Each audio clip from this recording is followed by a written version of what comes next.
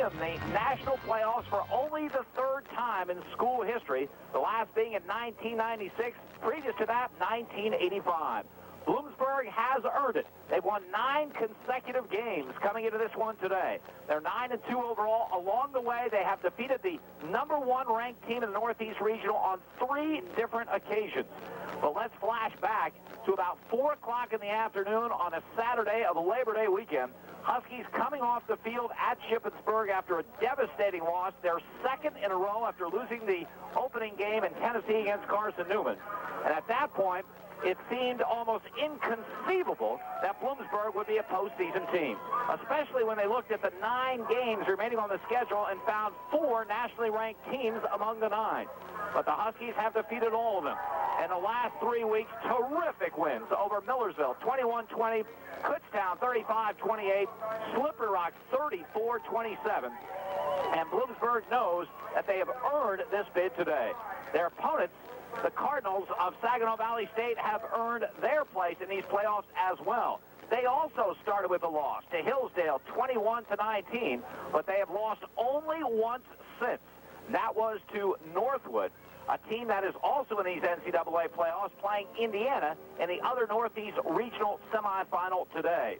This is a school, Saginaw Valley State University, located about 75 miles north of Detroit. A little bit bigger in enrollment than is Bloomsburg. They're part of the Great Lakes Conference. They tied for the top spot with Northwood in that particular conference. And this is a team that puts a lot of points on the board and a team that knows how to win close games. Only a couple of their wins have come by more than 7 points. This is a team that is capable of winning shootouts, and they have 46-34, 39-36, 42-35 in overtime, 46-40. Their defense gives up a lot of yardage, but their strength is takeaways. 40 turnovers they have created, including 24 interceptions. The Huskies against the Cardinals, the starting lineups when we return in 60 seconds.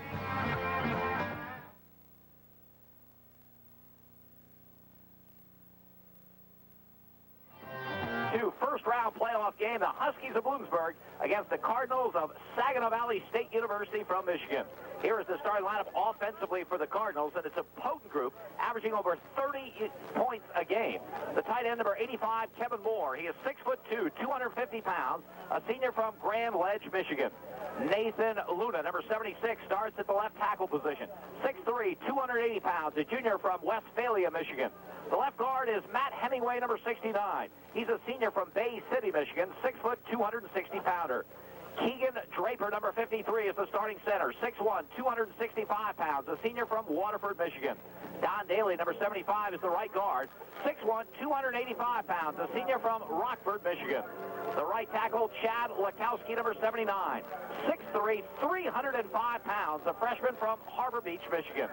At one wide receiver, number 9, Travis McAlpine, 6'1", 190, a sophomore from Pontiac, Michigan.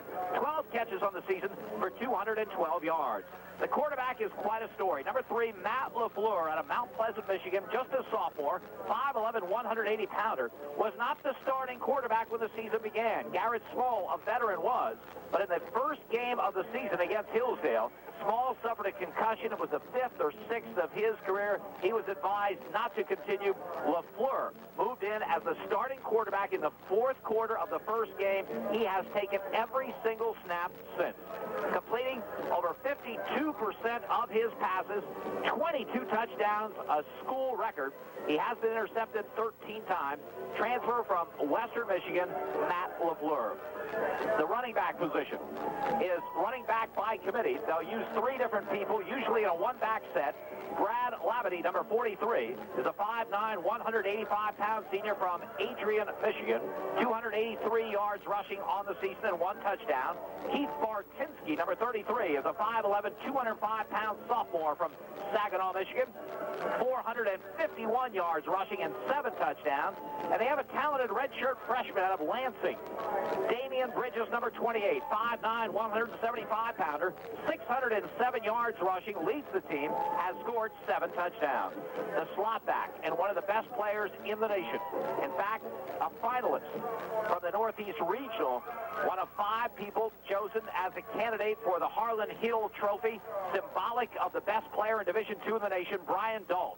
6'3", 210 pounds, a senior from Galesburg, Michigan. 62 catches on the season, a school record for 1,036 yards, and another school record, 20 touchdown passes. That's just one shy of the NCAA record. Do they go to Dolph a lot? Very, very often. In fact, he has 62 catches. The next highest receiver in receptions has only 18, that being Matt Hoskins, number 17, a 6'2", 200-pound senior from Iron Mountain, Michigan. 18 catches for 218 yards. That's the starting lineup offensively for the Cardinals of Saginaw Valley State University. Mentioned they are 75 miles north of Detroit. In fact, the Detroit Lions of the NFL have used their campus as their preseason training grounds for the last 2 years. Randy Ori is their head coach. He's a Northern Michigan grad from 1978.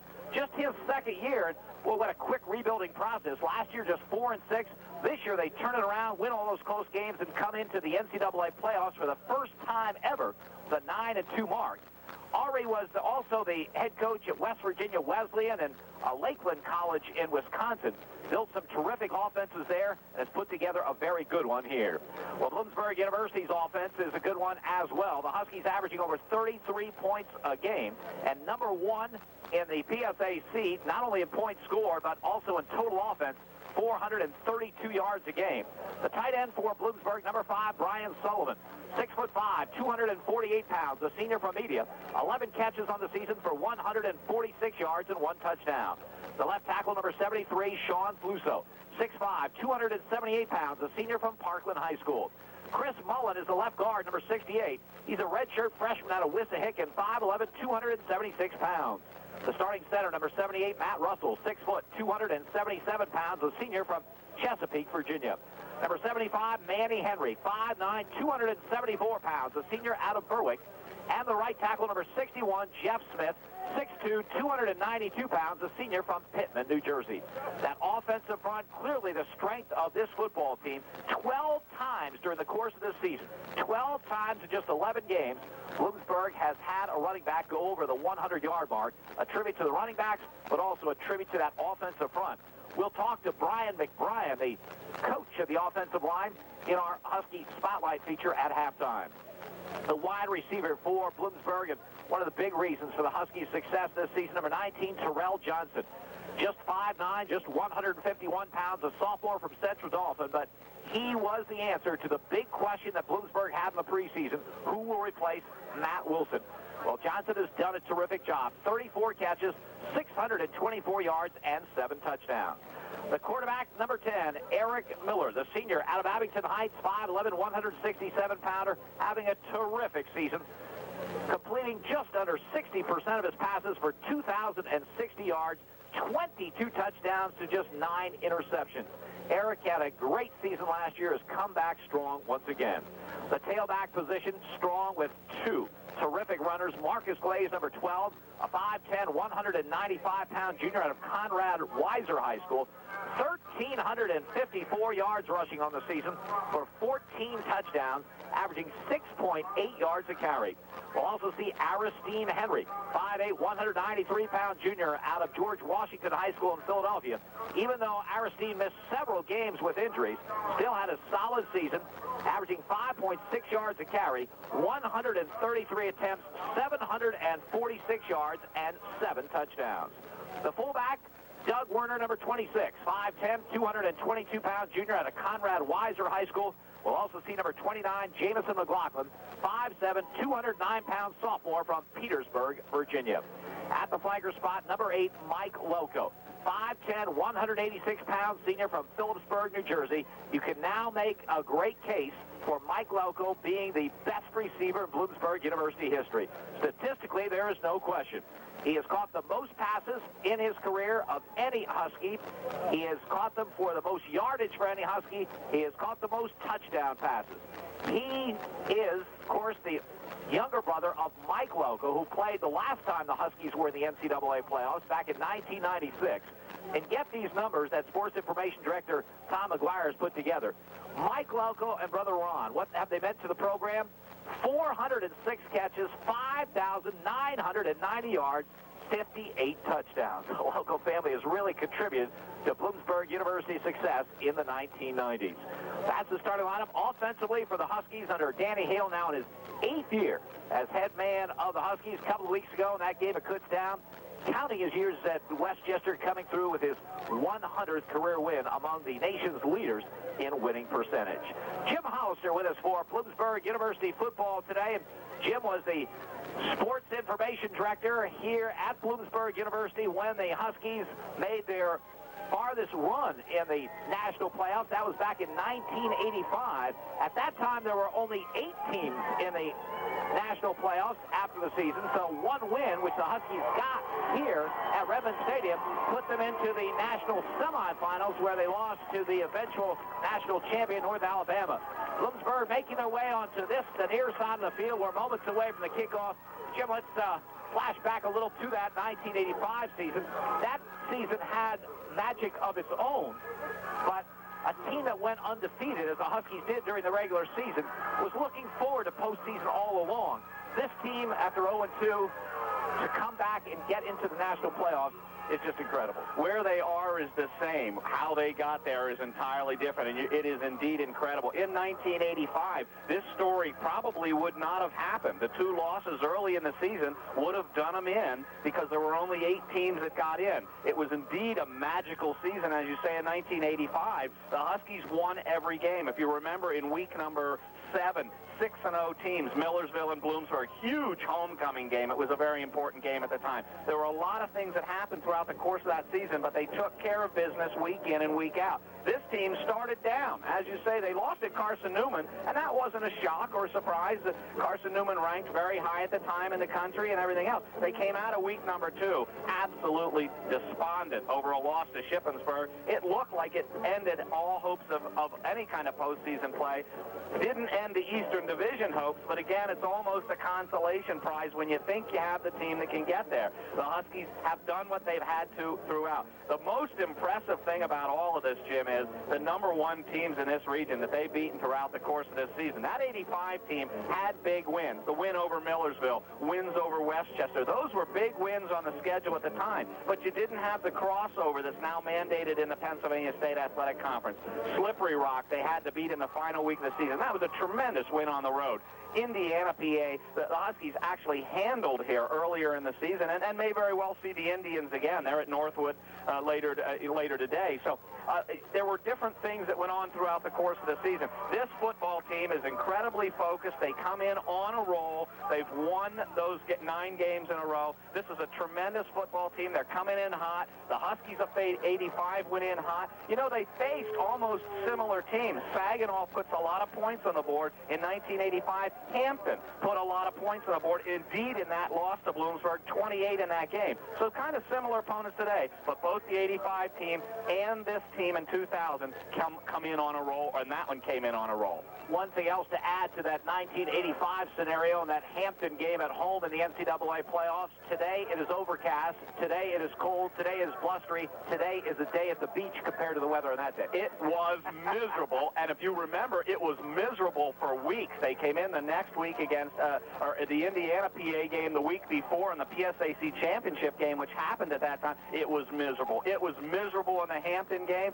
That was just a time. I remember them tearing up the middle of the field, and the university actually bringing in a truckload of sod to replace the middle of the field because it was so beaten up, and we had to prepare it for an NCAA playoff game. So it indeed is cold and blustery today, but I don't know what beach you go to. I don't want to be on the beach, but indeed it's better than it was in 85 for that playoff game. Saginaw Valley State University won the toss, deferred to the second half. Bloomsburg will get the football. Huskies will be moving from our left to our right in this first quarter. Now, as usual, it is windy here at Redmond Stadium, but checking the flags, it's hard to say if any one side or any one direction has a noted advantage in this game. Saginaw Valley State will be kicking off. Jim Comer, a sophomore from Mount Morris, Michigan, will kick off. Cardinals in their white jerseys with the white pants and red numerals, helmets, and trim. Huskies in their home maroon jerseys with the maroon pants, maroon helmets, gold numerals, and trim. The winner of this game will advance into the national playoffs for the Northeast Regional Championship against the winner of today's game between Northwood and Indiana, being played in Michigan. Dave Delbo will be bringing us updates on that score as the day progresses. Although the first NCAA playoff game at Bloomsburg since 1985 is underway, as Comer's kick goes to the far side of the field. And Solomon Nelson fields at the 12, to the 15, to the 20, the 25, the 30, the 35, the 40. Solomon Nelson over midfield to the 43-yard line of Saginaw Valley State. Solomon Nelson with a terrific return, and the Huskies in business for their first possession of the ball game. 47-yard kickoff return by my count, Jim Doyle, and Solomon Nelson got the Huskies exactly the spark they wanted. You talked about that breeze actually coming a little from the west, so it's more of a crosswind than it is, but it's going to play a little havoc with the offense. But boy, the offense likes to start on the shy side of the field. They'll do it at the Saginaw Valley 43. First and 10, Bloomsburg. I formation, slot to this, the near side of the field. Eric Miller under center has Sullivan as the tight end to the right side. They give right up the middle is to Marcus Glaze. He has running room, breaks the tackle inside the 35, has the first down. Marcus Glaze gets a big burst from that offensive front. Saginaw Valley State, front three, Derek Wyatt is the nose guard. Antonio Sherrill and Greg Williams are at the end. Outside linebackers, Nick Allen and Greg McGuire. Inside, Adam Wheatley and Mike Masick will check the secondary after this play. 10 yards in the burst by Glaze. First and 10, Bloomsburg at the 33-yard line. Again, Glaze gets the call, this time off the right side, and it's hit and dropped at the 28-yard line. Coming up and making the play is Patrick Kavanaugh, the strong safety, the number 2 tackler on this team out of Troy, Michigan. The free safety is John Myshak. DeMons Bryan and Lamar Luster are the corners. This is a team that gives up a lot of yardage, gives up points, but takes the ball away. 40 takeaways for this team. Second and 5, Bloomsburg at the Saginaw Valley State 28-yard line. Huskies marching off the opening kickoff, have a slot to the left side, I formation. Eric Miller takes the snap, gives on a draw play to Glaze, looks for some room, has it at the 25, tries to break out of a tackle and spins down to the 18-yard line. DeMons Bryan makes the stop, but again, from our vantage point up top, you could see the huge hole opened by that offensive front. Huge doesn't begin to describe it, Jim. Both sides right now, the offensive line, definitely the strength of this football team. They make this running game happen. It sets up the pass later, but boy, there have been big holes all afternoon long, and Marcus Glaze is finding them right now. They've got the Cardinals on their heels. As you say, kind of a weird stat. They give up a lot of yardage, but they have that big turnover margin. That's really a strange stat for a defense. Back-to-back 10-yard carries by Glaze. First and 10, Huskies at the Cardinal 18-yard line. The slot is to the left side. Eric Miller takes the snap, rolls to his left, fires, has Terrell Johnson. Johnson is tackled down around the 11-yard line. Brought down by Patrick Kavanaugh, the strong safety, but a quick out to the sophomore Terrell Johnson. Picks up 7, second down and 3 for Bloomsburg at the Saginaw Valley State 11. First pass of the day by Eric Miller, safe. Again, the Cardinals on their heels, and when they give Terrell Johnson that much of a cushion and Mike Loco, you might see a lot of completions all day long underneath. Now Loco is wide to the right side. Johnson wide left. Second and 3 from the 11. Glaze is the tailback in the I formation. They're coming on a blitz, but they come across the line into the secondary. Flags fly. Glaze gets the call. They brought down to 10, but this will be going against the Cardinals. They decided, because they're back on their heels, as Jim described, that they better try something. That something was a blitz, but the blitzer got into the Bloomsburg line. It'll be a 5-yard walk-off. You know, Eric Miller is so smart, and he's such a veteran. The ball handling that this young man does is amazing, and what he did right away, and of course, it's in sync with your center. As soon as that man came across, the snap was made. The count goes out into the wind someplace, the snap's made, and they get the 5 yards on a freebie. First and goal, Bloomsburg now at the Saginaw Valley State 6-yard line. Huskies trying to get on the board early in this first-round national playoff game. Slot to the right side, I formation. Sullivan, the tight end, to the left side. Miller takes the snap, rolls right, fires into the end zone for Loco for a touchdown. Mike Loco deep in the end zone all by his lonesome, and the Huskies have the early lead. Perfect pass. Mike Loco came from that other side, and boy, he was wide open, as you said, Jim. He was right back into the end zone. The Cardinals lost him defensively. The free safety sucked over there on the play fake, and as soon as he did that, Loco got away from his man, was wide open, and boy, the Huskies get one on the board in a hurry. Solomon Nelson started it off with that kick return. Now Chris Thompson will try to finish it with the extra point. It'll be out of the hold of Mike Loco. Matt Vincent does the snapping. Long count, snap is there, placement is there, kick is up, and the kick is good. Time out on the field, 12:24 to go in the first quarter play with the score. Bloomsburg 7, Saginaw Valley nothing. We'll be back in 30 seconds.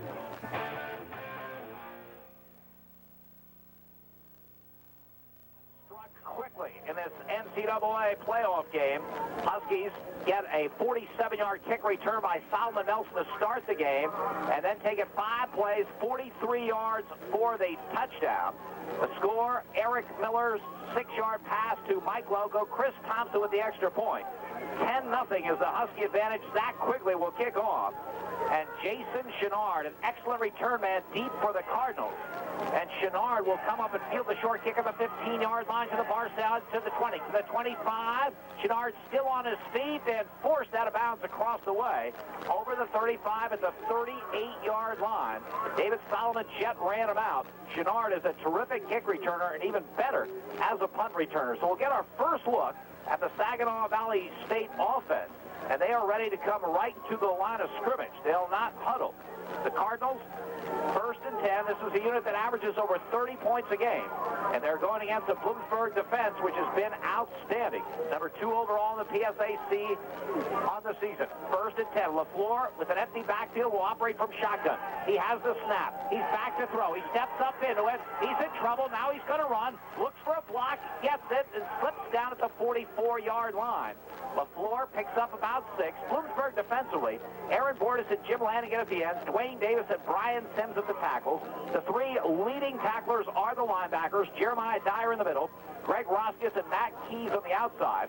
Rudy Garcia and Luke Murray are the corners. The strong safety is Toye Berry. The free safety is Trent Flick. 2nd and 4. Cardinals at the 44-yard line. Slot to this, the near side of the field. The give on the play is to Bridges, hit behind the line, but breaks free. He gets over the 45, out to the 46-yard line. Trent Flick was across that line of scrimmage, had him behind the backfield, couldn't quite hang on as the bright sunshine breaks through here at Redmond Stadium. And Bridges will pick up 2 to the 46-yard line. 3rd down and 2 for the Cardinals. Aaron Bordas almost had LaFleur on 1st down. This time it was Jim Lanigan got back there and almost had the back in the backfield as well, Jim. So the Huskies making good penetration, just not wrapping them up right away. Bridges again, the lone running back. Here's a 3rd and 2 call. He gets the call straight ahead. Brian Sims hit him, then he breaks free, gets ahead, and he's very, very close. Maybe close enough for a measurement. Good second effort by Damian Bridges. He's a redshirt freshman out of Lansing, Michigan. Leading rusher on the season for this team, 5'9", 175-pounder, and he did get the 1st down. Brian Sims had him wrapped, but it's very difficult for Brian to wrap these days. He's got a broken thumb. He's got a big cast on. He makes great penetration, but hard to wrap those arms. 1st and 10 Cardinals. It may be hard to wrap him, but you're giving a big guy a club, because that's what that thing looks like, and that's the last thing Brian Sims needs. Double slot formation. LaFleur under center from the Cardinal 48. He gives straight ahead to Bartinsky. Keith Bartinsky now the running back. He gets into Bloomsburg territory at the 47-yard line. Matt Keys among the people in on the stop for the Huskies. Keys, 206-pound sophomore from East Pennsboro, coming off a great performance. In fact, named the PSAC Eastern Division Player of the Week for his great play against Slippery Rock last week. Bartinsky did a good job because, again, the Huskies had him wrapped up in there, Jim. Saginaw Valley looking to run the football a little bit, try to open up those passing lanes. 2nd down and 5 at the Bloomsburg 47-yard line. They give it Bartinsky again, tries the left side. This time, not much to it. Jim Lanigan, 6'4", 220-pound senior defensive end out of Father Judge High School in Philadelphia, makes the play. The gain was just a yard to the 46-yard line. So now the Cardinals with a 3rd down and 4 at the Husky 46. Lanigan just peeling off Nathan Luna, the tackle for the Cardinals of Saginaw Valley, and had nothing nothing to do with him, shed him and peeled off him right out and wrapped up Bartinski quickly. Brian Stone is in there as an extra defensive back. Double slot formation, operating from shotgun is the quarterback LaFleur. He has the snap. He's back to throw. He steps up into it. He's going to run for the first down and gets it outside at the 40-yard line. Ridden out of bounds by Luke Murray. Cool customer is this sophomore, Matt LaFleur. Huskies with good coverage downfield.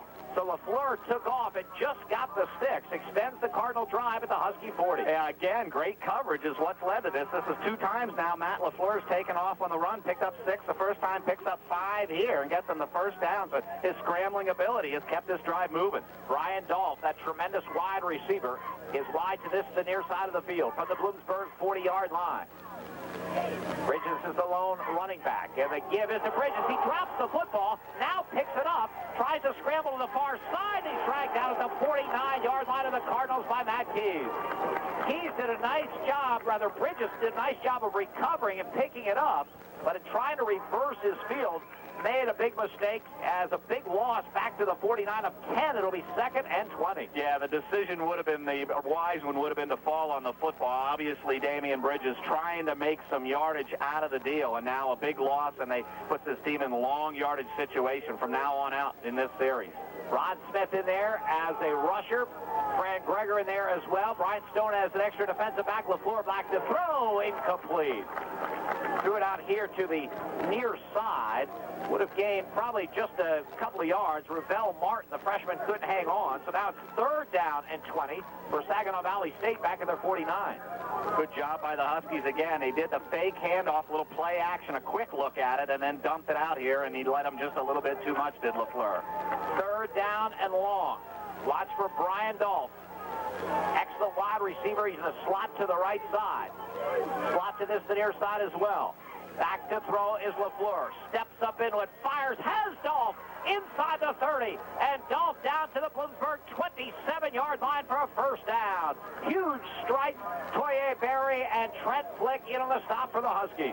Man-to-man underneath for the Huskies, the 2 safeties in a 2-deep zone right there, and Flick didn't get up as quickly as maybe Coach Paul Dara, the defensive coordinator, would like. Brian Dolph hit the seam, big gainer. 24 yards on the reception. 1st and 10 for the Cardinals at the Husky 27. Bloomsburg leading at 7-0. Clock running, 8:07 to go first quarter. Bartinski, Keith Bartinski, the lone running back behind Matt LaFleur, under center from the Bloomsburg 27-yard line. Bartinski gets the call, tries the left side, breaks a tackle on another, inside the 20 down to the 18-yard line.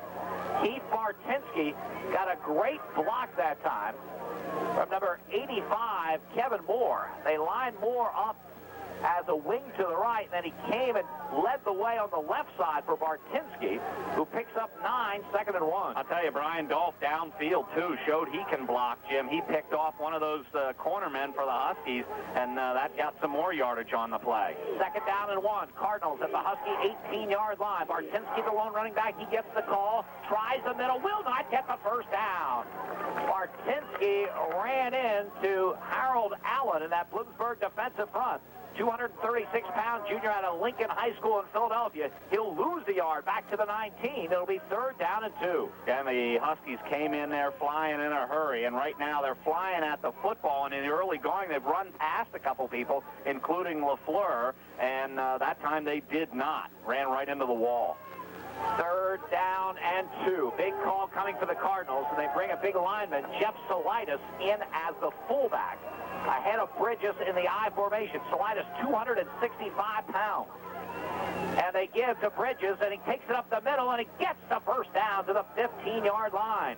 We heard so much about this team's passing attack, but they have run the ball very effectively in this first possession.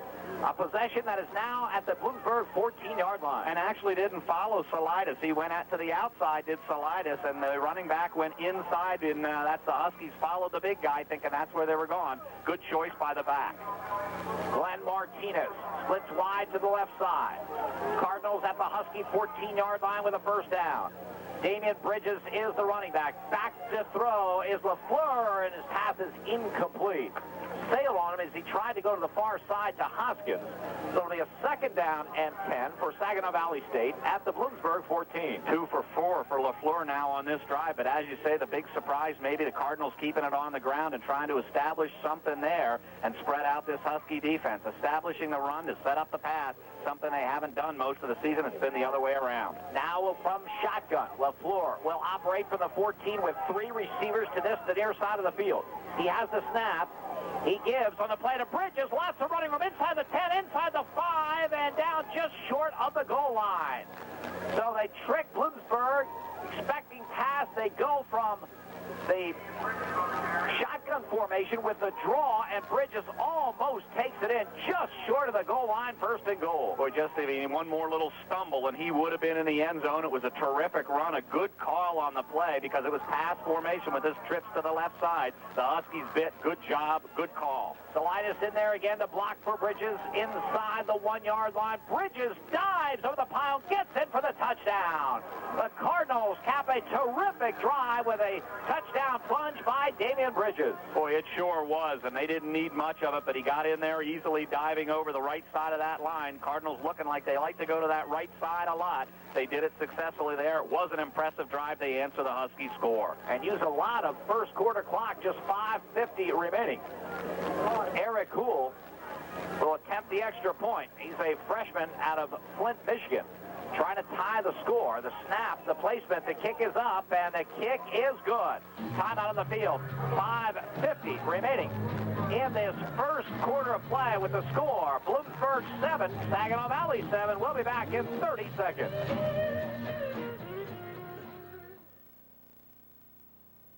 For each team, 1 score on the board for each team. 7-7 with 5 minutes and 50 seconds to go in the first quarter. Saginaw Valley State, their first possession, 15 plays, 62 yards. Damian Bridges in from the 1-yard line for the score. So we're tied at 7. Bryant Stone, who returned a kick 100 yards for a touchdown against Slippery Rock last week. Deep for the Huskies. Jim Comer's kick is a low-line drive kick. Derek Williams will field on the bounce to the 29, to the 30, to the 35, to 40, and out to the 43-yard line. So perhaps because of the kick return by Bryant Stone last week, Saginaw Valley goes to the short kick, and while they don't get the ball to Stone, the Huskies do end up with great field position. Well, they sure do, and Solomon Melson may also send a message, too. They're keeping it away from Stone. They kick it to Melson, or short. He makes the big return of 47 yards on the first one. Now they kick it short. Huskies still got to like their field position. 1st and 10, Bloomsburg. I formation. Marcus Glaze at the tail of the tandem. Doug Warner ahead of him. Eric Miller gives to Glaze. He'll try the left side, looks for some running room, runs into traffic, but still gets out to about the 49-yard line. So even on a game that doesn't look like a whole lot, the Huskies pick up 6. Nick Allen, sophomore linebacker out of Big Rapids, Michigan, in on the stop for the Cardinals. Good job by the pulling guard for the Huskies. Came off this near side and went all the way out there through a big block, and indeed they pick up 6 yards. The offensive staff of Bloomsburg will take 6 yards on first down anytime you give it to them. 2nd down call, Bloomsburg. Huskies just short of their own 49-yard line. Slot to the right side, and Eric Miller gives on a draw play to Marcus Glaze over midfield. It's going to be a face mask call as he gets to the 48-yard line. And it might be the blatant 15-yard variety. I believe it will, because you could see Glaze's head snap back. That's usually 15 yards. The officiating crew talking it over. Carmine Picardo is the referee. Pete Walsh is the umpire for this NCAA playoff game. Jeff Considine is the head linesman. Al Lucia is the line judge. Jim Quirk is the side judge, and the field judge is Steve Toll. Well, the gain by Marcus Glaze was to the 48-yard line of the Cardinals. Pick up a 4. There's going to be some yardage tacked onto this. And I think a lot. They're talking about it, called the personal foul, Jim. But I'll tell you what, Saginaw right now cheating up. They had 11 guys within 9 yards of the line of scrimmage, and they're cheating up to try to stop this run because they know if the Huskies establish it all day long, this Bloomsburg offensive click, indeed, it's a huge 15-yarder on the face mask. I don't think there was any doubt. I don't think the officials conferred very long about that fact. It was a matter of where they were putting it and what was going to happen from there on out. 1st and 10, Bloomsburg at the Saginaw Valley State 33-yard line. Mike Loco wide to the left. Terrell Johnson wide right. From the I formation, play action. Miller back to throw, looking, nothing there. Now he's going to take off with it. He's inside the 30, gets a great block from Loco, and steps out of bounds across the way at the 22-yard line. Mike Loco came back and just leveled the defensive back LeVar Luster, helping Miller get the first down. Can't add to that. Leveled is the word. Mike Loco gives it to you any way you want it. He catches, he blocks, he does so much for this team right there. He made the first down for Eric Miller. Tremendous block, and the Huskies are moving again on the ground. Good job by the secondary of Saginaw. It was play action. They didn't bite after I said they were cheating up. That time they didn't. From the Saginaw Valley State 22-yard line, Bloomsburg with a 1st and 10. Slot to the right side, I formation. They give us to Glaze, tries the right side, hit behind the line, bounces ahead for a few, and just a few, gets to the 20-yard line. Among the people in on the play, Adam Wheatley, a junior linebacker out of Saginaw, Michigan, 6'3", 215-pounder. Terrific effort against Northern Michigan last week in a game they had to win to get in. 95-yard return of the interception, had another interception earlier. He is the #1 tackler on this team. Just a yard for Glaze that time. 2nd and 9 for the Huskies. Score tied at 7. 4:13 to go in the quarter. Miller takes the snap, rolls to his left, wants to throw, fires to the sideline, incomplete.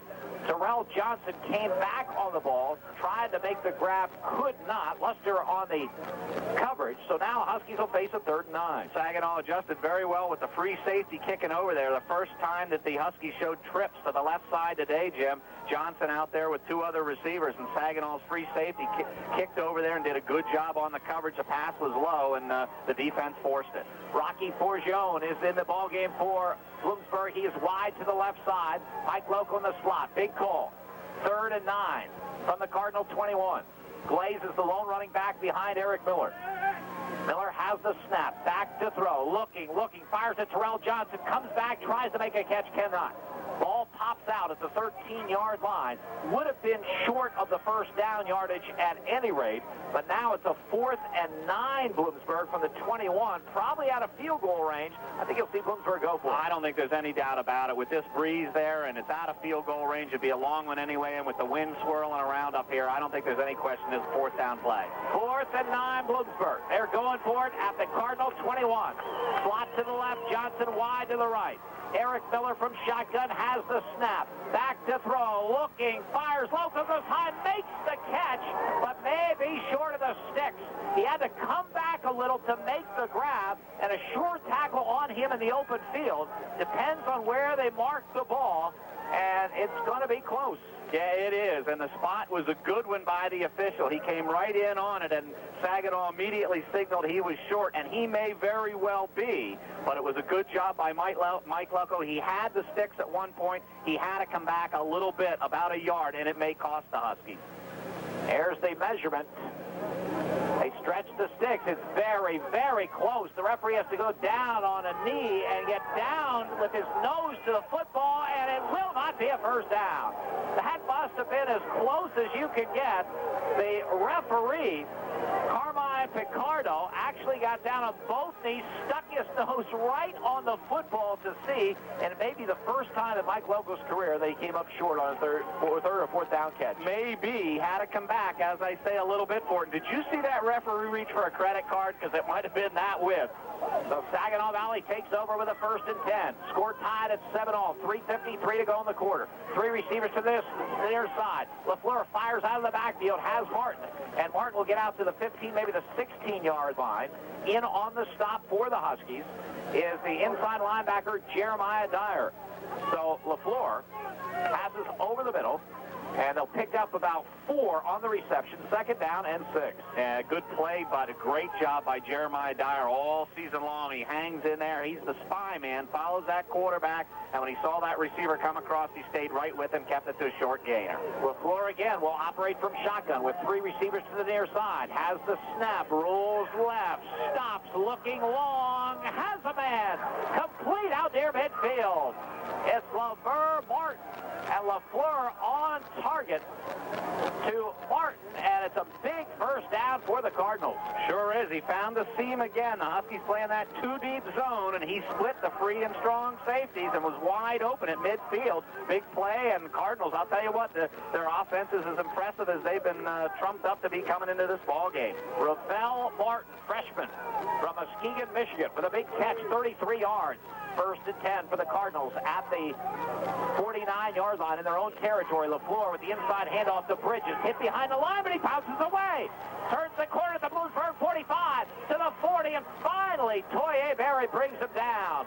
Well, one of the things the Huskies have prided themselves on this season has been their tackling, but in this first quarter, there's been some shoddy tackling. That time, Bridges should have been brought down for a loss. Instead, he makes a big gain. Well, maybe again, Brian Sims with a great effort. He was on the ground, but maybe again he couldn't wrap him up because of that big cast on his left hand, because he was the one that had him in the backfield. Not enough guys showing up in a hurry. As soon as Sims made the hit, you'd hope that your other guys fly to the ball. The Huskies didn't. It cost them big. Huskies top-rated defense on their heels here in the first quarter. Saginaw Valley State moving the ball once again. Three receivers to the near side. LaFleur gives the ball to Bridges. He has some room. Gets inside the 30, down to the 29-yard line. Be a second down and 6. First time the Cardinals had the ball, they put together a long, time-consuming drive, 15 plays, 62 yards, and they're on another march now at the Bloomsburg 29 with under 2 minutes to go in a rapidly moving first quarter. Huskies got to feel real good right now about the way their offense is playing. They've got to get the defense keyed up now because Saginaw's picking up big chunks of yardage. LaFleur from shotgun. Three receivers to this near side. He has the snap. He fires out to Martinsky on the far side. Martinsky breaks away and then is belted down about the 24-yard line, very close to the first down yardage. I was surprised, Jim, that Saginaw Valley State went shotgun for the first couple of snaps of this drive, deep in their own territory after moving the ball so well on the ground their first possession, but evidently that's the way they go about things, and they do it effectively. Well, and we were surprised they ran the football so much in the first drive, so maybe surprise is what Coach Ori wants out of this ball club right now. It's a good Bloomsburg defense. He knows it. They get to the football in a hurry, and if one way to do it is to keep them off balance, is to mix it up, why not? They've done it very, very well so far in this ball game. First and 10. The pass completion to Martinsky picks up the first down at the Bloomsburg 23-yard line. 1:37 to go in this quarter. Score tied at 7. But Saginaw Valley State closing in on the lead. McAlpine's wide to the right. Three receivers to the near side as LaFleur will operate from shotgun. He has the snap. He's back to throw. Looking for McAlpine. Makes the catch and gets him for the touchdown. LaFleur on target to Travis McAlpine. The Cardinals have the lead.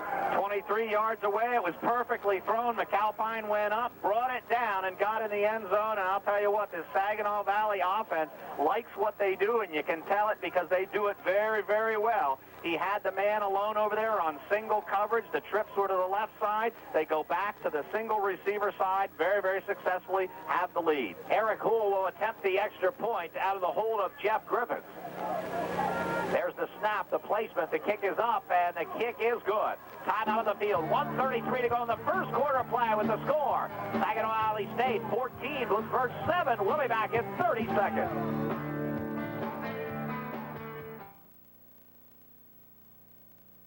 An inch away from a first down, a very close measurement.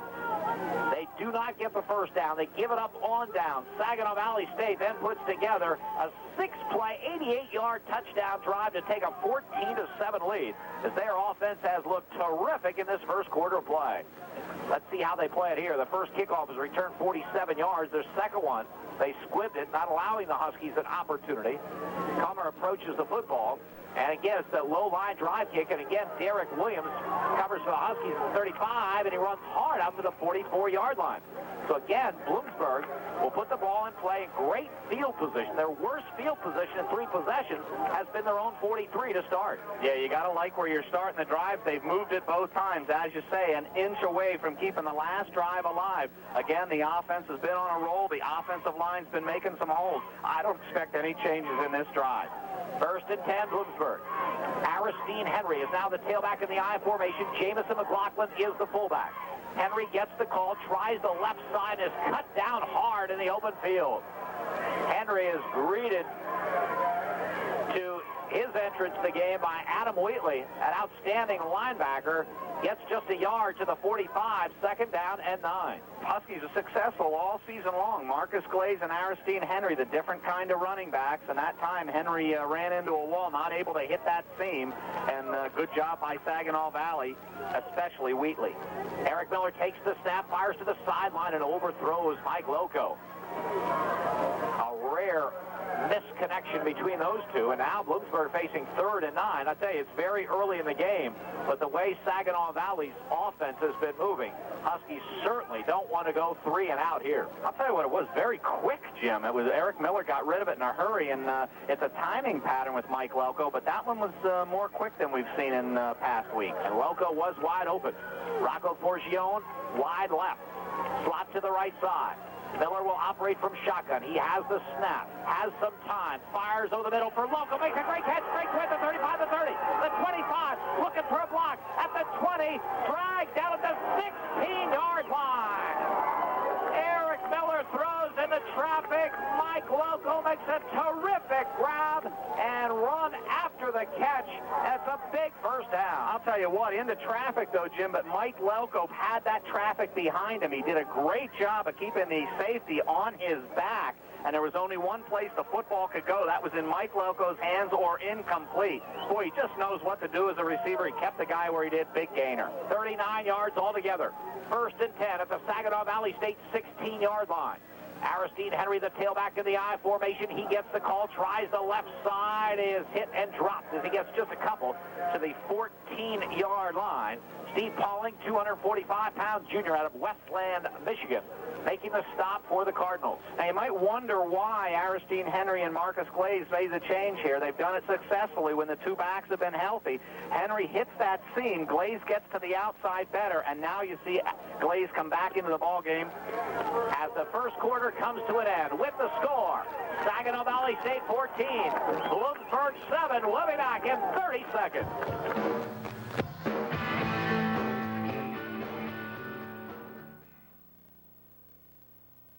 Here at Redmond Stadium, NCAA Division II playoff football action, opening round game. Saginaw Valley State from Michigan leading Bloomsburg University by a score of 14-7. But we'll start the second quarter with Bloomsburg in possession at the Saginaw Valley State 14-yard line, facing a second down and 8. I tell you, Jim, so far the Huskies offense has done a great job of moving the football. They've really mixed up. As I started to say at the end of the quarter, Marcus Glaze came back in. Has that outside ability. Henry hits the seam more. Glaze back at the tail spot. Jamison McLaughlin ahead of him. Second down call from the Cardinal 14. Eric Miller under center, gives the ball to Glaze on the left side, inside the 10, inside the 5, dives for the end zone and has it for a touchdown.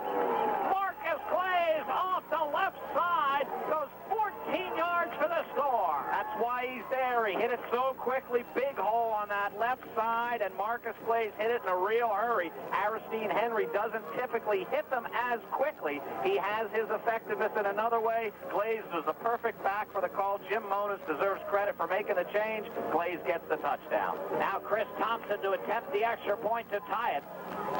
Matt Benson does the snapping, and Mike Loco will do the holding. 57-yard drive by the Huskies on their third possession. Snap is good. Placement's there, but the kick is blocked. The kick is blocked, and Bloomsburg is denied the tie. 14:57 to go, first half. Timeout on the field. Saginaw Valley State 14, Bloomsburg 13. We'll be back in 30 seconds. Bloomsburg on the first play of the second quarter gets a 14-yard touchdown run from Marcus Glaze, but the extra point attempt by Chris Thompson is blocked.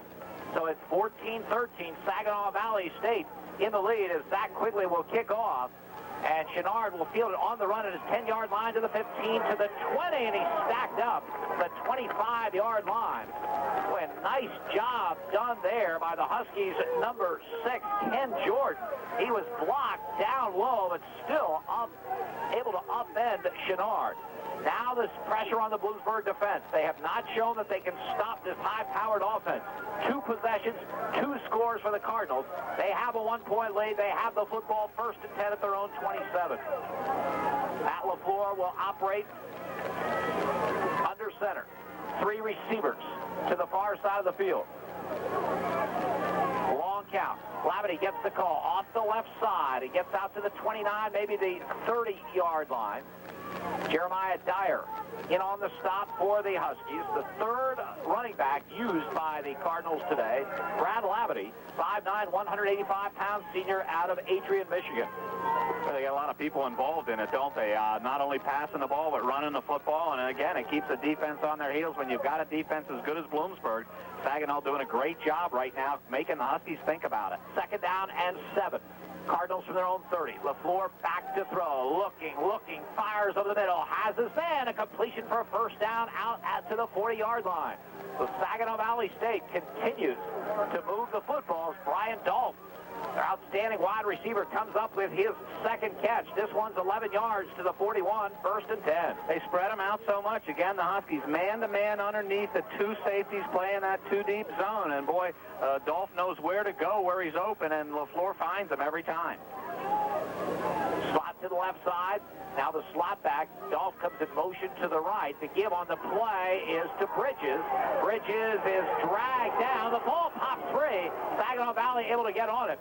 Kevin Petrie with a good defensive play for the Huskies, making the play on Bridges, who coughed up the football. But they get on it right at the line of scrimmage, the 41, 2nd down and 10. Boy, good job on the contain. They made him kick back inside, and then the help came. And that's what the Huskies have done best all season long. Don't let them get to the outside. Keep them inside where the help is. That's what they did there. Great job. 2nd down and 10 for the Cardinals. Martinez wide to the left. Dolph in the slot to that side. Hoskins wide to the near side of the field. Lavity goes in motion, so an empty backfield behind LaFleur, who steps back to throw. Fires over the middle. Has his man Hoskins. He's to the Bloomsburg 44-yard line for a first down. His passing attack just riddling the Huskies secondary. 1st and 10 for the Cardinals. I'll tell you, the exchange between the corner and the safeties is not happening quickly enough, Jim. The corner's letting the guy go off the man-to-man right up at the line of scrimmage. They're right there, and once he kicks them free, that exchange to the safeties is not happening quickly enough, and LaFleur's hitting his man in the seam every time. 15 yards on the reception to Matt Hoskins. And Saginaw Valley State with a 1st and 10 at the Bloomsburg 44. LaFleur fakes handoff, rolls to his left, fires incomplete. Intended for the tight end Moore. Good pressure on the quarterback by Mike Bolinski. So it's going to be a 2nd down and 10 for the Cardinals. Out of the Great Lakes Conference, a 570-mile trip for them for this game to Bloomsburg. Arrived at Wilkes-Barre Scranton International Airport last night and bussed down to this area. Brian Stone comes in as an extra defensive back for Bloomsburg. Now anticipating the pass on 2nd and 10. 3 receivers to the far side, 1 to the near side. LaFleur from shotgun. Has the snap, hands off, inside, and not much doing. As Brian Sims is all over Keith Martinsky. Brian Stone was there as well. They gained just a yard, and now a big call coming. This Bloomsburg defense, which has struggled in the half against this high-powered offense, trying to come up with a play. You can hear the crowd below us trying to urge this defensive unit on. 3rd down and 9 coming for Saginaw Valley State. Hoskins wide left. Dolph in the slot. 3 receivers to the near side. Shotgun formation. LaFleur has the snap. Back to throw. Steps up into it. Fires. Lobs the pass to Dolph. He drops the football to 26. He had it, Jim. He had his man open again. A good job by LaFleur to step it up. The Huskies went 4 deep that time. They backed off with the nickel package in there, and they backed off the man-to-man coverage, and Saginaw found the short one to Dolph, and he just tried to turn up the field before he caught it, and no for any receiver, and Brian Dolph doesn't drop many of them. He dropped that one. Jeff Griffiths, one of the top punters in the nation, averaging over 41 yards a kick, has a snap, and he's going to run with it. Now he throws the pass. Martin tries to make a catch. Did he? If he got it, he got a first down. Saginaw Valley State goes to a pass from punt formation. Martin makes the diving catch, and they pick up the first down. So the Huskies stop the Cardinals for the first time in this ball game, but they they do not stop them. As they fake the punt, Griffiths throws to Martin, first down at the 33. Yeah, big call in the ball game. A great job by Saginaw Valley. Huskies not expecting it. They went back in punt formation. They were on a high because it was the first time they stopped the Cardinals today offensively, and indeed they have not. Great call. First and 10 at the 33. LaFleur has the snap. He's back to throw. Steps up into it. Fires. Has his man. Another first down for the Cardinals down at the 18-yard line. This is one terrific offense. Maybe as good as the Huskies have faced this season.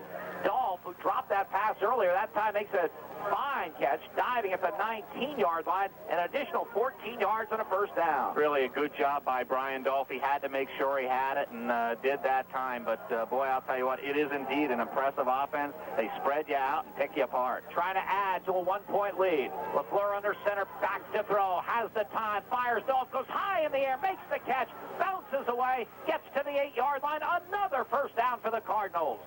First and 10, and boy, somewhere along the way, if Bloomsburg hopes to win this game, the Huskies defense will have to come up with a big play. They'll have to get them to turn it over because it doesn't look like they're going to stop them. Well, they've got to get to the quarterback. They've got to get to LaFleur because he has time back there, and if he has time, he's absolutely destroying the defense right now. The Huskies sooner or later are going to have to get to him. First and goal at the 9. Bridges is the tailback. Solitis comes in to block, but LaFleur is going to throw it to Dolph in the end zone, and a diving attempt. No. Rudy Garcia, giving up a lot of size, gets the best of that exchange as it goes incomplete. Garcia listed at 5'10", and Dolph at 6'3". They fire the fade to the corner. Garcia was up to the task, second and goal at the 9. He indeed was up to the task, but there is a huge size advantage there, Jim, and Dolph just didn't come down with it. Good play to the corner, and Toye Berry might want to think about getting over there a little quickly if he sees that same thing coming again. Damian Bridges, the lone running back. Second and goal. Cardinals at the Husky 9. Dolph is wide to the left side. LaFleur gives to Bridges. He has running room inside the 5. Bounces away to the 3. Down to the 1-yard line. Maybe the most concern for Bloomsburg. They knew this was a high-powered run passing attack, but they're running on the Huskies as well. They're doing what they want, and they're down at the 1-yard line and a third down and goal. They sure are doing what they want. That time Bridges backed off or bounced off the initial hit again and picked up some real positive yardage. Instead of third and a long situation, now they're just a yard away again. Bridges, the lone running back, 1 yard away from extending the lead. He gets it off the right side. No indication from the officials just yet. And now the ball still free, and it's back at the 6-yard line. I'm waiting to watch an official call touchdown or not. Now the ball is free, and somehow it's back at the 6. Apparently the effort was still going on. Usually when you see them jump into a pile like that, you indeed expect the whistles to blow, and it's either a touchdown or the defense has stopped them. And when he bounced off and kept running, it was obvious they weren't quitting because the Huskies didn't either, and it was a big play. They pushed them away. It's huge. They'll have to settle for a field goal. The hold will be at the 12, 22-yard field goal attempt by Houle. The snap, the placement, the kick is up, and the kick is good. Time out on the field. 9:22 to go in the first half of play with the score. Saginaw Valley State 17, Bloomsburg 13. We'll be back in 30 seconds. The winner of that game will get the winner of this game next week. And if the Huskies win it, they will be home. But Bloomsburg, if they're going to win, it's going to have to solve this offensive machine for Saginaw Valley State. 3 possessions, 3 scores. The latest, a 22-yard field goal by Eric Houle. 17-13, the Huskies trail it. As Jim Comer will kick off, Brian Stone deep for the Huskies. Last 2 kicks, Saginaw Valley State has not gone long. They've squibbed it. This time they will go long. And Stone will get a chance from the 15-yard line to the 20, to the 25, to the 30, to the 35, and Brian Stone over the 40 and out to the 45-yard line. Terrific return by the freshman from Connecticut, who has been nothing short of outstanding as a fill-in defensive back, nickel back, and also a return man. You know, you talk about this Saginaw Valley offense, Jim. The Huskies can get in a shootout. They were at Kutztown a couple of weeks ago, and they don't like it to be that way. But indeed, the Huskies offense capable of being in a shootout. They can fire back. The problem is that Saginaw Valley State wins shootouts. They've won every one they've been involved in, and they've been in about 5 of them this season.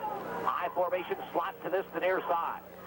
Eric Miller gives on a draw play to Aristine Henry. Turns the corner at the 45, hit and dropped at the 46-yard line. Boy, it looked like a big hole that time. It results in just a yard gain for the Huskies, 2nd and 9. Yeah, real good job by the free safety coming up. Made the tackle in a real hurry on Aristine Henry. Once he kicked it outside and didn't hit that hole, it gave him just enough time to get up there and get him. 2nd and 9, Bloomsburg. Pressure on this offense. They have to keep putting points on the board. Looks like it's going to be one of those games. High formation, Henry again at the tail of the tandem. Mike Loco wide to the right side. The give is to Henry. Tries the right side, cuts in the middle, hit at midfield, gets over midfield to the 49-yard line. Will pick up about 5 on the play.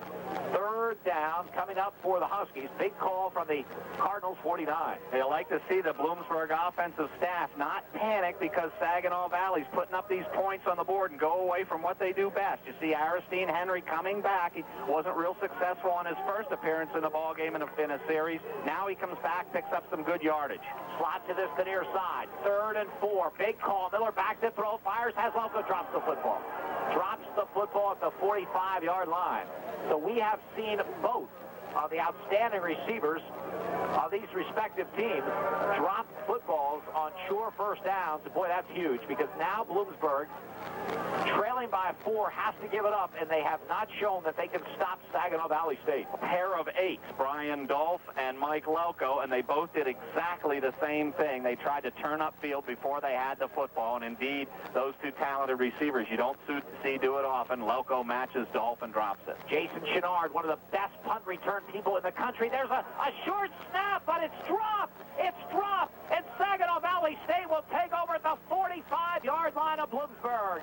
The Huskies tried to fake the punt. The short snap came to Jamison McLaughlin. He flat out dropped the football, and now the Cardinals are in great position to add to a 4-point lead. Don't know if it would have been there or not, Jim. It never got started. He dropped it right from the get-go and had a fall on it, and I don't know. I'll tell you, Saginaw Valley had it stacked up pretty good on that left side. McLaughlin would have had a chore ahead of him had he caught it, but indeed Saginaw Valley has great field position now. They're going to have to burn a timeout. They're not ready. 7:51 to go in the half. 17-13 Cardinals. We'll be back in 30 seconds.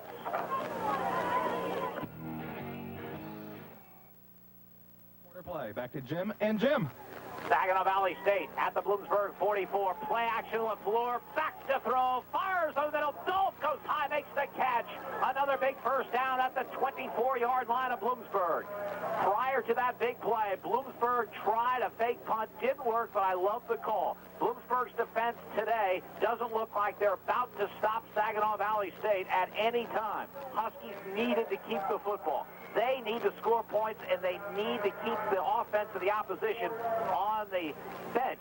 They're not able to do it because it didn't work. And now the Cardinals looking to add to the lead from the 24-yard line. There's the handoff to Martinsky. Tries the right side and gets just about a yard on the play to the 23-yard line of Bloomsburg. It's been a long first half for the Husky defense. Saginaw Valley State has scored on every single possession, and they're 22 yards away from putting another big 7 on the board. Brian Stone will come in as an extra defensive back for Bloomsburg. 2nd down and 8 for the Cardinals. Dolph can really get up at 6'3", some target. He's in a slot to the right. LaFleur under center. Back to throw. Here comes the pass rush, and Roskis has him at the 32-yard line. Brian Stone coming hard as well. That's one thing that has not been there for Bloomsburg in this half, and the way they're passing the football, it was needed. Yeah, it sure was. Greg Roskis has been a step away about 3 times in this ball game. We talked about the big play defensively. He makes it there because he comes off this backside. All the action was gone to the far side of the field. LaFleur rolling to his left. Roskis came from behind. He had a full head of steam, and there was nothing LaFleur could do. Didn't even see Greg Roskis coming. Ravel Martin, a wide receiver, injured on the play downfield. The training staff for Saginaw Valley State tending to him inside the 10-yard line. The big play by Roskis because following this timeout, it's going to be a 3rd down and 18 for the Cardinals at the 32-yard line. Not that they're not capable of making that play. Boy, Dolph across the middle at 6'3", going high in the air, is just one tough customer. I mean, even if he is guarded, I mean, at 6'3" and that leaping ability makes it very, very tough. Well, and LaFleur knows it. He's thrown a couple of passes way high, and I thought maybe they'd fly over top, and before you know it, Brian Dolph's up there pulling them down. So, indeed, they've done this enough during the course of this season that they know each other, and Brian Dolph is an outstanding receiver. No question why he has the catches he does. 3rd down and 18. Saginaw Valley State at the Bloomsburg 32-yard line. They'd like to complete it, obviously get the first down. If they can't, get into field goal range for Eric Gould. Slot to the right side. LaFleur from shotgun has the snap. Back to throw. Looking long downfield to Hoskins into traffic. Intercepted in the end zone. Flag down on the play. A flag down. Toye Berry intercepted the pass, but what will be the flag? This could be huge. It sure could. They had double coverage back there, and boy, LaFleur hung it up there for a long time. It's going to go against the Huskies, I think, Jim. Boy, this will be tough. I watched that play in the end zone and saw nothing. And Bloomsburg gets the call against it. Oh, that is huge. That is huge. This is the kind of call that can turn a game around. Bloomsburg's about to get the football, stopping the Cardinals for the first time in the afternoon, taking over at their own 20. Instead, the call goes against the Huskies. Boy, I didn't see it either. I didn't see the contact back there. They had double coverage. I thought it was the first bad decision LaFleur made all day long. He hung it up there, and it was up there for a long time. The Huskies make the interception, and I can't honestly say I saw any contact either. 1st and 10. So instead of Bloomsburg getting the football down 4, they could well be facing double-digit margin very soon as the Cardinals have it 1st and 10 at the 17-yard line. Huge call in this ball game. LaFleur signals to his running back, Bartinsky, to move up. And now a flag down into the line of scrimmage. Not too much time. Now, he checked off, and I think one of the linemen moved. He wasn't ready to go, and LaFleur checked off. It's going to be a legal procedure against the Cardinals. He patted his head there, Jim, checked off on the call. That's when he moved the running back, and he checked out the Husky defense, and the check screwed up one of the linemen because he jumped. Well, the great thing about this Saginaw Valley State offense, besides the fact they're so potent, is they keep the football. Bloomsburg's offense has been on the bench for a lot of this first half. From the 22-yard line, LaFleur gives the ball to Bartinsky. He has some running room, and then he's hit hard at the 18-yard line. Matt Keys makes the stop from his linebacker position for the Huskies.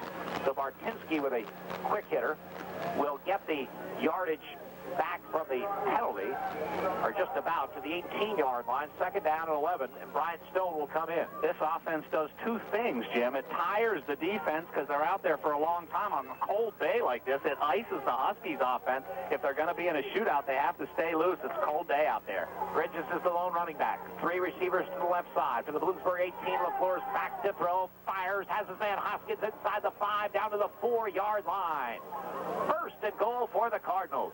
Tell you what they do very well, Jim. They set trips to the other side, and they come back to the single receiver side a lot of times. They're matched up in man-to-man coverage, and Saginaw Valley obviously believes their receivers are a better matchup against the Bloomsburg corners, and the Huskies will have trouble. So far, they've been absolutely right. They've come back to the single receiver side several times.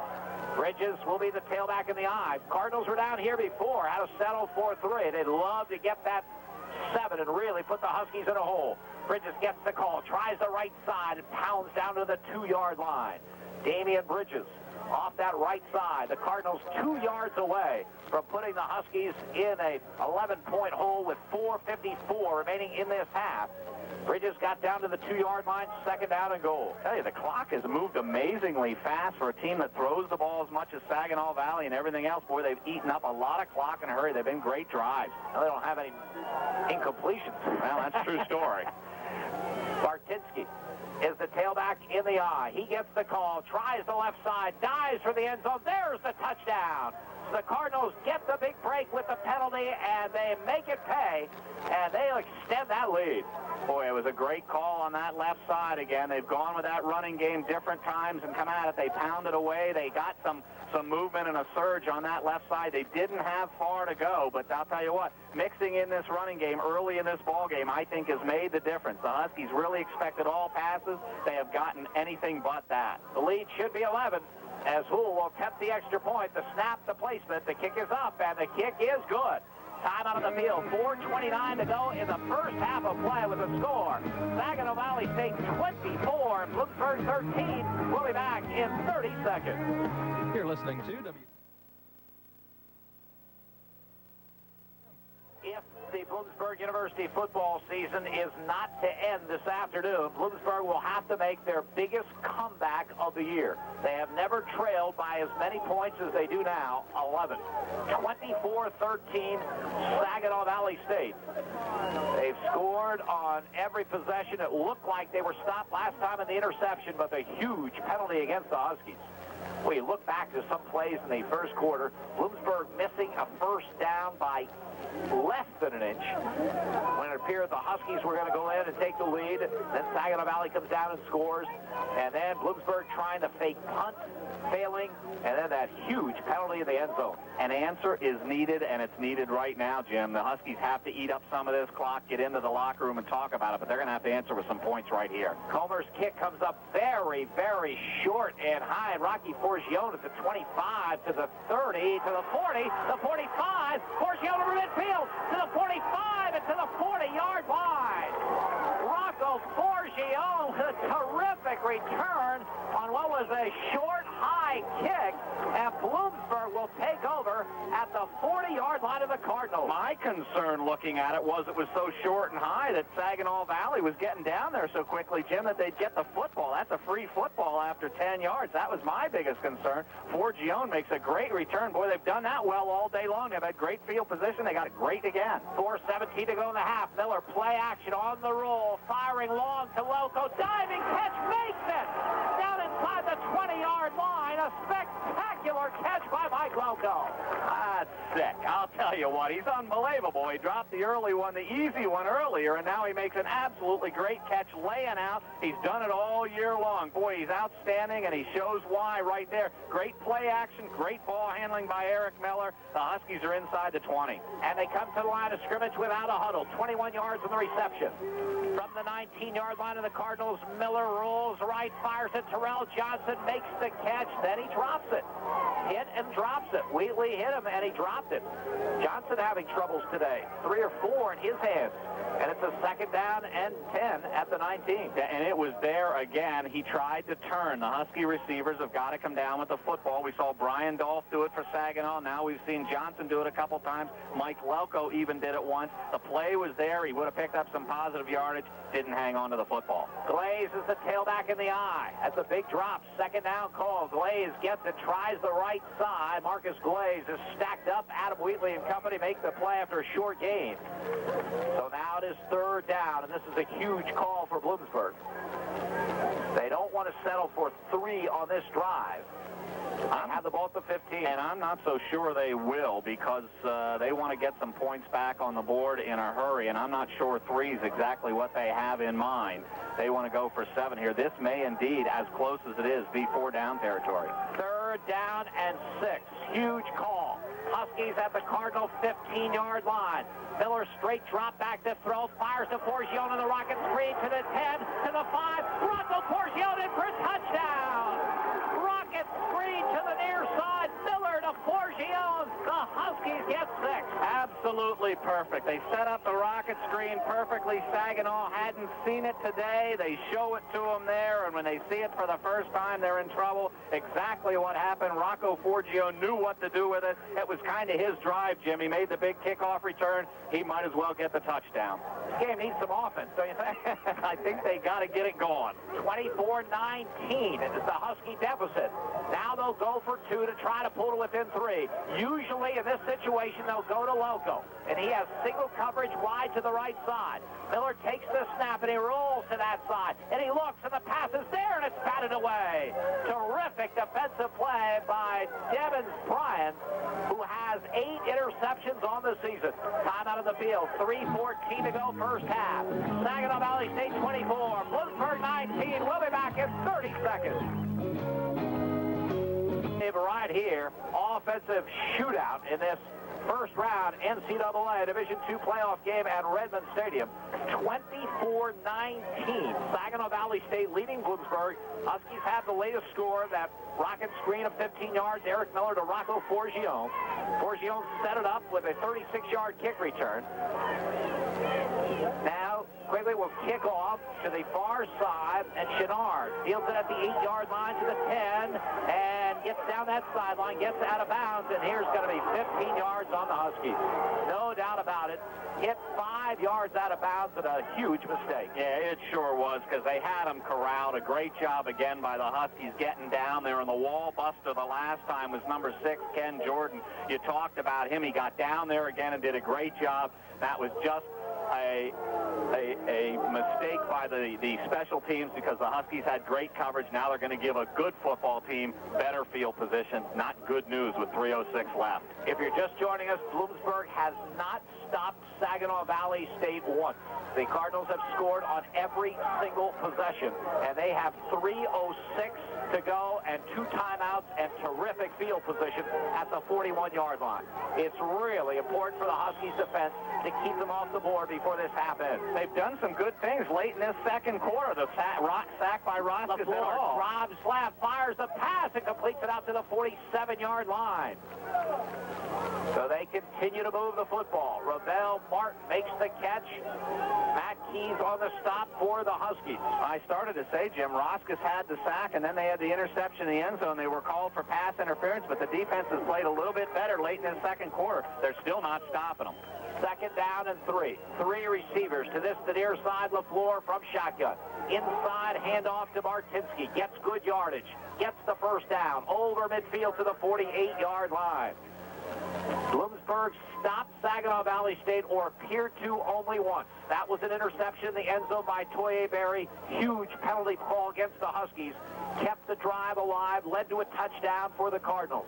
But this offense has just had the Huskies on their heels all afternoon long. First and 10 at the Bloomsburg 48. Again, LaFleur will operate from shotgun. Slot to the left, slot to the right. Bridges, the lone running back. He's having a conversation with the quarterback as LaFleur has the snap, back to throw, fires the quick out, and it just comes up short on the far side. Had a man, Hoskins, open at the 43. And the only thing that made the incompletion was the pass came up short. Second and 10. 2:07 to go in the half. Cardinals at the Husky 48. I'll tell you what, they're having so much fun on offense right now. They're having conversations in the backfield before they go. Probably the back saying, hey, who are you going to throw it to this time? He's picked receivers all over the place. Bloomsburg has had only 1 sack and really no hurry. As LaFleur from the 48, back to throw, fires a quick out to Martin. Martin slips down at the 48-yard line of Bloomsburg, so really no gain. Huskies catch a break there as Martin slipped. And there's a Husky down on the play. Aaron Bordas, I believe, on the ground, Jim. Brian Dolph got away with one out here. He was holding on to some jersey at Toye Berry, and I know the official on this sideline's getting an earful from Husky staff right now because they thought Dolph was holding on the play. Indeed, the receiver slipped, but Dolph was the blocker out in front. Jim, still a lot of football to be played, but I really think this is a very, very important drive. If Bloomsburg goes in the half, trailing just 24-19, well, fine. But if they go in trailing more than that and know that at no time in the first half did they ever stop Saginaw Valley State from scoring, that's a tough thing to overcome. Yeah, there's no question about it. And what's happening, because there's 1:58 left, probably if Saginaw gets one in here, unless it comes very quickly, the Huskies won't have time to answer. So indeed, they will go down with that bigger deficit, and what obviously would be their biggest deficit of the year again if it's a touchdown. So, you know, they've got to come up with something here. I say they got a sack from Roskis. They're a little more active. They got the interception, although the pass interference call came, but they've got to make something happen defensively actually here right now. Valera Bordas is on his feet and walking under his own power to the sideline. Big call coming. 1:58 remaining in the half. Bloomsburg trailing by 5. Saginaw Valley State at the Husky 47-yard line. 3rd down and 9. LaFleur will operate from shotgun. Slot to the left side. Dolph wide right. LaFleur has the snap. Back to throw. Big pass rush. He will be sacked. Back at the 49-yard line. Brian Stone, the outstanding freshman from Connecticut, makes the big play. The Huskies do indeed hold the Cardinals, and they'll get the football. That has got to inspire them as much, if nothing else, if they don't get points back on the board here. Unbelievable. They actually maybe can go in leading in this ball game at halftime. Even if that doesn't happen, this might be the biggest spur of the day right here, because now they can talk about it. Jeff Griffiths back to punt. He is one of the nation's best. Last time he was back there, though, he threw a pass and kept the drive alive and led to a score. This time he's going to punt it, and a beauty. High and deep. Toye Berry will hope it goes into the end zone, and it does so. So Bloomsburg will get it with 1:04 to go in the half at their own 20-yard line, trailing 24-19. Huskies with their full complement of timeouts remaining. I'll tell you what, looked like the nation's leading punter, didn't he? It was a dandy. It was up there for a long time. It turned over. Toye Berry was standing at the 10 and had to turn his neck straight up to watch it go over high and hard, and luckily for the Huskies, it took the big bounce. 1st and 10 for Bloomsburg. We'll see how the Huskies play it. 1:04 to go. Glaze is the lone running back, a slot to the right side. Terrell Johnson wide left. Give on the delay to Glaze. Marcus Glaze over the 25. Cuts it outside to the 30. To the 35. Glaze still on his feet. Down that sideline out to the 39-yard line. 19 yards for the pickup by Marcus Glaze. Flag down on the play. Yeah, a flag will bring it back, but there was no doubt in my mind how they were going to play it, because the Huskies know that Saginaw Valley's not really stopped them all day long. What's going to stop the Huskies here is a hold, Jim, but I'll tell you what, they still have time. 57 seconds to go. Problem is, now they're going to have to go a lot longer because it's gone back inside the 15. Yeah, I think the strategy was you try the run, and if you get a good gain, then you open it up and go for the score. Now I would doubt it. As the ball back to the 12-yard line. Second huge call against the Huskies today. I'm going to argue with you a little bit. I still think they have some time, and they've got to at least take a look at going down the field a little bit. Maybe something safe underneath and see if you can pick up the big gainer with the pass play, and then maybe the same thing. So maybe a little different strategy, same result. Take a look at it. 1st and 27 for the Huskies at the 12. Glaze will get the call, tries the right side, bounces away from one tackler, another to 25, out to the 31-yard line. Marcus Glaze picks up that 1st down, 50 seconds to go, and now the Huskies definitely will, I would say, open it up. Maybe they don't have to. You were right. Marcus Glaze just made us both. Well, you were right in what they were doing. They were going to play it safe, and Marcus Glaze gets the yards. From the 31, Miller will roll to his left, fire to the sideline. Loco makes the catch, held it out of bounds at the 41-yard line. They'll pick up close to 10 on the play, very close to the 1st down yardage. The clock will stop with 38 seconds remaining in the half. Yeah, out of bounds, the 3 important words there, Jim, because that clock stops, and the Huskies are going to manage it. Now, they have timeouts left, so they can use those, but the measurement here will give Jim Monos plenty of time to get plays in and talk about this. So this is really to the Huskies' advantage. 1st down or not, now they have a built-in timeout that they don't have to waste one. Well, you have to admire Marcus Glaze and that offensive line. A 19-yard run brought back with a hold. So let's try that again. Another 19-yard run, the 1st down, as they bring the sticks across now for the measurement after the catch by Loco.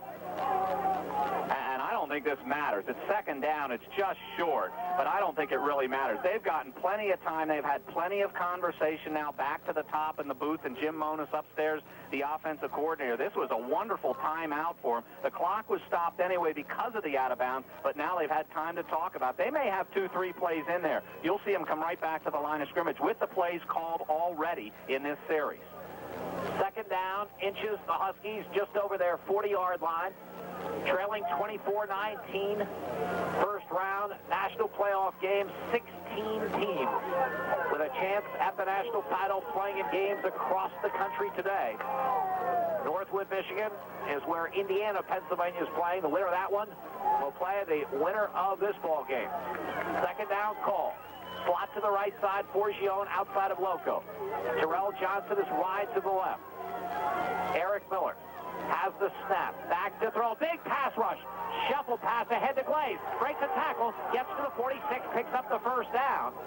So will be a first down. Huskies now will use the timeout with 32 seconds to go in the half. 24-19. They trail it.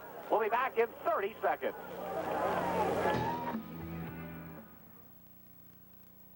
Here, 32 seconds to go in the first half at an overcast, blustery day at Redmond Stadium. First round, Division II National Playoff game. Bloomsburg trailing Saginaw Valley State of Michigan, 24-19. Huskies with the football just over their 45-yard line with a 1st and 10. Eric Miller has the snap from shotgun, fires to the sideline. Mike Loco has it down the sideline, out of bounds, near the 40-yard line of the Cardinals. Miller to Loco. Huskies move the stick, stop the clock, 27 seconds to play. 5 seconds it took. Multiply that out, Jim. They got 2 seconds left. If they do that 5 more times, then they'll be in the end zone. So they can do a lot of things right here. They have plenty of time. They have the timeouts. They have the sideline. Boy, they're using it so well. Mike Loco and Eric Miller are veterans, and they're showing it right now. 15 yards on the completion. 1st and 10 at the Cardinal 40. 27 seconds to go in the half. Miller under center, drops. Rolls to his right, passes batted down. Adam Wheatley coming for that middle linebacker position, got up high, and with 2 hands batted that Eric Miller pass away. Clock stops with 24 seconds remaining in the half. Yeah, Wheatley's highly touted. Boy, he was coming hard there, and Eric Miller lucky to get it away and not have something disastrous happen, because Wheatley did indeed get it up and not only knocked it down, he hurt the football, I think, in that block. Second down and 10, Bloomsburg. 40 yards from the Cardinal goal line. 24 seconds remaining in the half. Huskies trailing by 5. Miller now will operate from shotgun. Has the snap. Pump fake. Looking long to Loco, who had broken off the route, and the pass will go over his head. So miscommunication between the two veterans that time. The pass goes incomplete, and it'll be 3rd and 10 Huskies at the 40 with 18 seconds remaining. Don't see miscommunication between those two too often, and now the Huskies are going to have to go down the field. They're 40 yards away, and even if they're going to get 3 on the board or attempt to get 3 on the board, they've got to go down the field with it now. Makes the defensive change. You see a nickel package in there for Saginaw Valley. Huskies with 2 timeouts remaining. 3rd and 10. Miller from shotgun has the snap, has the time, fires to Johnson, makes the catch, has the first down inside the 25-yard line. Timeout with 12 seconds remaining in the half. Terrell Johnson, the sophomore, gets a strike from Eric Miller. They'll mark it at the 24. We'll keep it right here as the Huskies will use that timeout. Jim, I don't understand it. The nickel guy came out for Saginaw Valley and left again. They had single coverage in that secondary, and they're just asking for the Huskies to get down the field with the thing. A receiver was wide open. Loco over on this side was single coverage yet, and I don't understand that. They had the nickel guy come out. He went back, and they went with single coverage, and Terrell Johnson could have taken his choice of a couple more yards if he wanted them. Well, Jim, by my count, Bloomsburg still with the timeout remaining. 12 seconds to go. One play maybe from this point to the end zone. They're probably out of field goal range at this point. So if they would throw anywhere except the end zone, they might be able to stop that clock in time to get a chance at a 3-pointer. Yeah, it depends on the makeup of the play. I mean, you can think rocket screen here. It worked down in this situation before from a little bit closer, but you take the chance then that you're in the middle of the field. 12 seconds away. They still have a couple of choices. They can get 1 in safely, probably not 2, depending on where it goes, but they've got some choices here still. Terrell Johnson wide left, Loco in the slot. 12 seconds to go in the half. Miller has the snap. He rolls to his left, fires to the sideline. Terrell Johnson has it and is ridden out of bounds inside the 20 at about the 18 with 7 seconds to go. So they will bring the field goal unit on, and Chris Thompson will try it. Thompson on the season is just 3 of 8. His longest is 27 yards.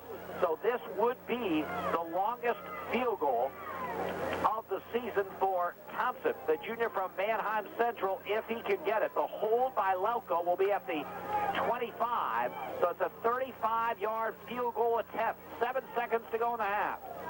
Snap from Matt Vincent, the hold by Mike Lelko. Snap is high. Lelko gets it down. The kick is up, and the kick is no good. No good. Line drive off to the left. Snap was tough. It was high. Mike Lelko had to go up and get it. So with 3 seconds to go, Saginaw Valley State will get the football. Yeah, indeed, the snap screwed it up in the beginning. It would have been a tough field goal with the wind swirling here. Again, it's a crosswind, and Thompson did a good job of keeping it low into the wind and had a chance, but the snap screwed it up from the get-go. And the Huskies still, Jim, have to be pretty pleased with the fact that they come off the field knowing they stopped Saginaw Valley the last time the Cardinals had the football. They know their offense can move. They've got some things to talk about from a positive nature at halftime. They have to make some adjustments. They'll feel a lot better doing it 5 points down.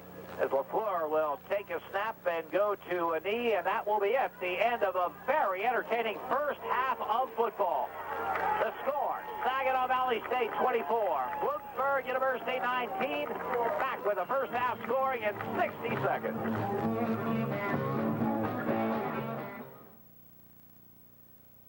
Set to go with the second half of football. Bloomsburg trailing Saginaw Valley State by a score of 24-19. This is a Saginaw Valley State team that is used to these kind of games, and it's not the kind of game Bloomsburg necessarily wants to get involved with them, because they won games on 4 consecutive weeks of this season by the scores of 39-36, 46-34, 42-34 in overtime, and 46-40. This is the kind of game they can win, although you look at Bloomsburg's last 2 games of the regular season, 35-28, 34-27. So Huskies can win it as well, but they trail by 5 now as they kick off. Saginaw Valley State moving from our left to our right in this half, which is underway. Quigley's kick goes to Chenard, up the middle of the 13-yard line to the 20, to the 25. Breaks a tackle. Gets to the opposite field to the 30. Brian Stone has to chase him down and gets a great return. The last thing Bloomsburg needed, he gets out to the 44-yard line. Boy, it was an outstanding effort, wasn't it, Jimmy? Came to this near sideline and was corralled in, and usually when someone reverses their field with a quickness out there, you'd think they were in trouble. But boy, he got out there, he stretched it out as long as he could, kept picking up a couple of yards. Took a long time, but it was a great return. The Bloomsburg special teams failed them to start this second half, and now the Cardinals' high-powered offense goes to work from their own 44. LaFleur from shotgun, back to throw, all the time in the world. Fires, has his man, but he drops it, I believe. Or did they give him the catch? Yeah, indeed they did. So a huge gain on first down. Ravel Martin had a funny move with the ball. Looked to me like it dropped the ball, but he did not. So right away, first play from scrimmage, Saginaw Valley State threatening once again at the Bloomsburg 34. Boy, great job there, and he did indeed hold it on. Good coverage by Toye Barry, and he got it in there somehow. Great throw, great catch. LaFleur, the sophomore, drops the snap, the pile up at the 37-yard line as he was about to hand off to Brad Labadie from shotgun formation, but he bobbled the snap. It'll be a loss of 2 back to the 36-yard line. I tell you, this sophomore has not made many mistakes today. Maybe the only one was throwing into double coverage in the end zone. Bloomsburg intercepted, however, got the big break there when the penalty went against the Huskies. 2nd and 12 from the 36. 3 receivers to the near side. LaFleur drops back to throw. Has the time. Steps up into it. On the scramble. Hit and drops at the 29-yard line. Greg Roskis hit him. Flag down on the play, and that's well behind the line of scrimmage. Holding call against the Cardinals. No question about it. They had pressure on the outside, and what the linemen had to do to protect their quarterback was keep the Huskies on the outside, Jim, and I figured sooner or later a flag had to come out, and indeed it did, and that's exactly what it was, and it's holding deep in that backfield. This is going to be a big one against the Cardinals. Looks like they're going to mark it off from the 42. The line of scrimmage was the 36. So you're talking about a 16-yard mark-off on top of that, and it was already 2nd and 14. So you're coming up with 2nd and about 30 till they're done with this one. Second down call coming from back at their 48-yard line. LaFleur will operate from shotgun. 2nd and 28.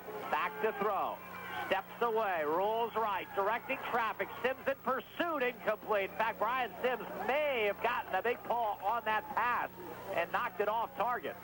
Sims coming a long way up the quarterback LaFleur. Now it is 3rd and 28. Boy, Brian Stone came a long way, too. It seems to be a great tandem, Brian Sims and Brian Stone. And when Sims got in pursuit, Stone decided he better follow his teammate, and they put on some great pressure. Jim, you're seeing some different things now in the pursuit from the Huskies.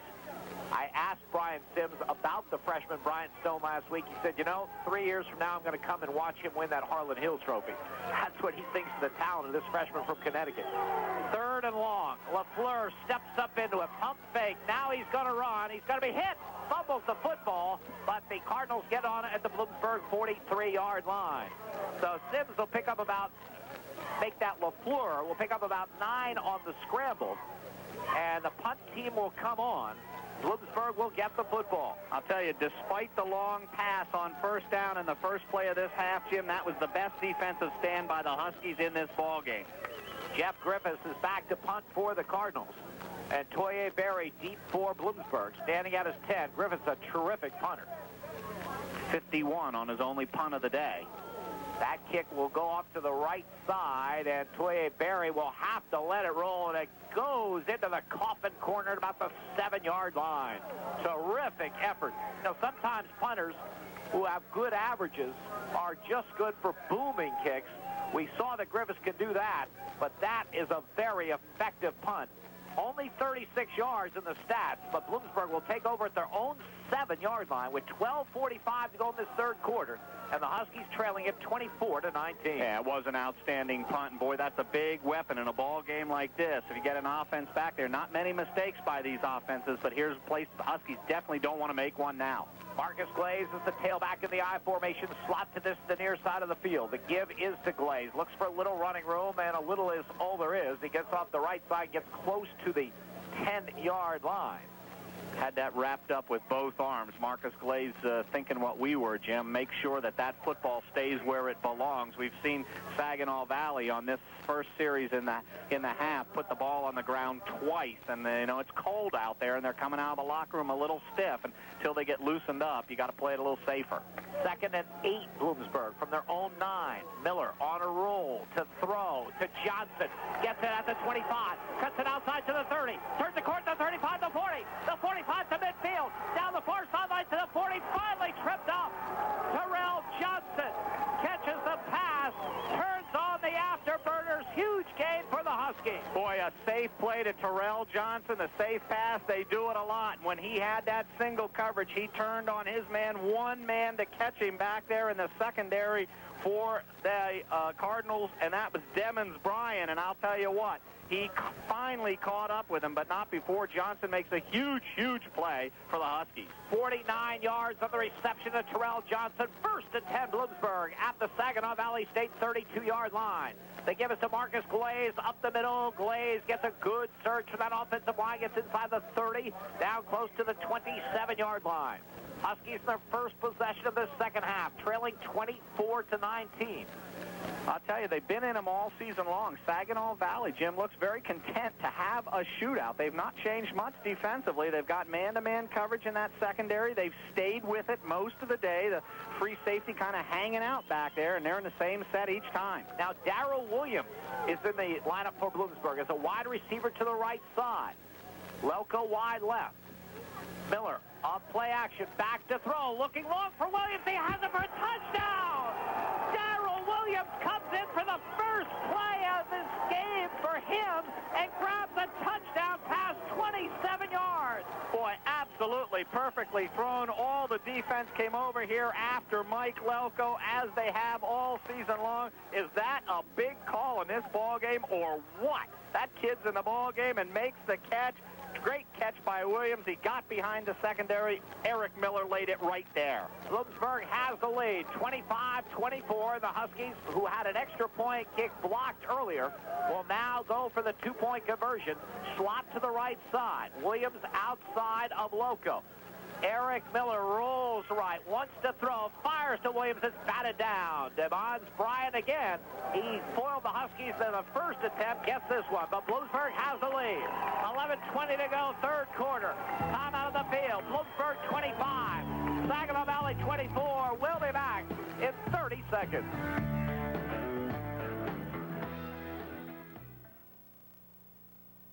Bloomsburg on their first possession of the second half goes 4 plays, 93 yards, and the first touchdown grab of the season by sophomore Darrell Williams.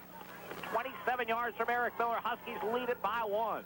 Zach Quigley's kick skitters along the turf, picked up by one of the up men at the 22-yard line. Great return over the 35, and again the Huskies will give up great field position to the 41-yard line.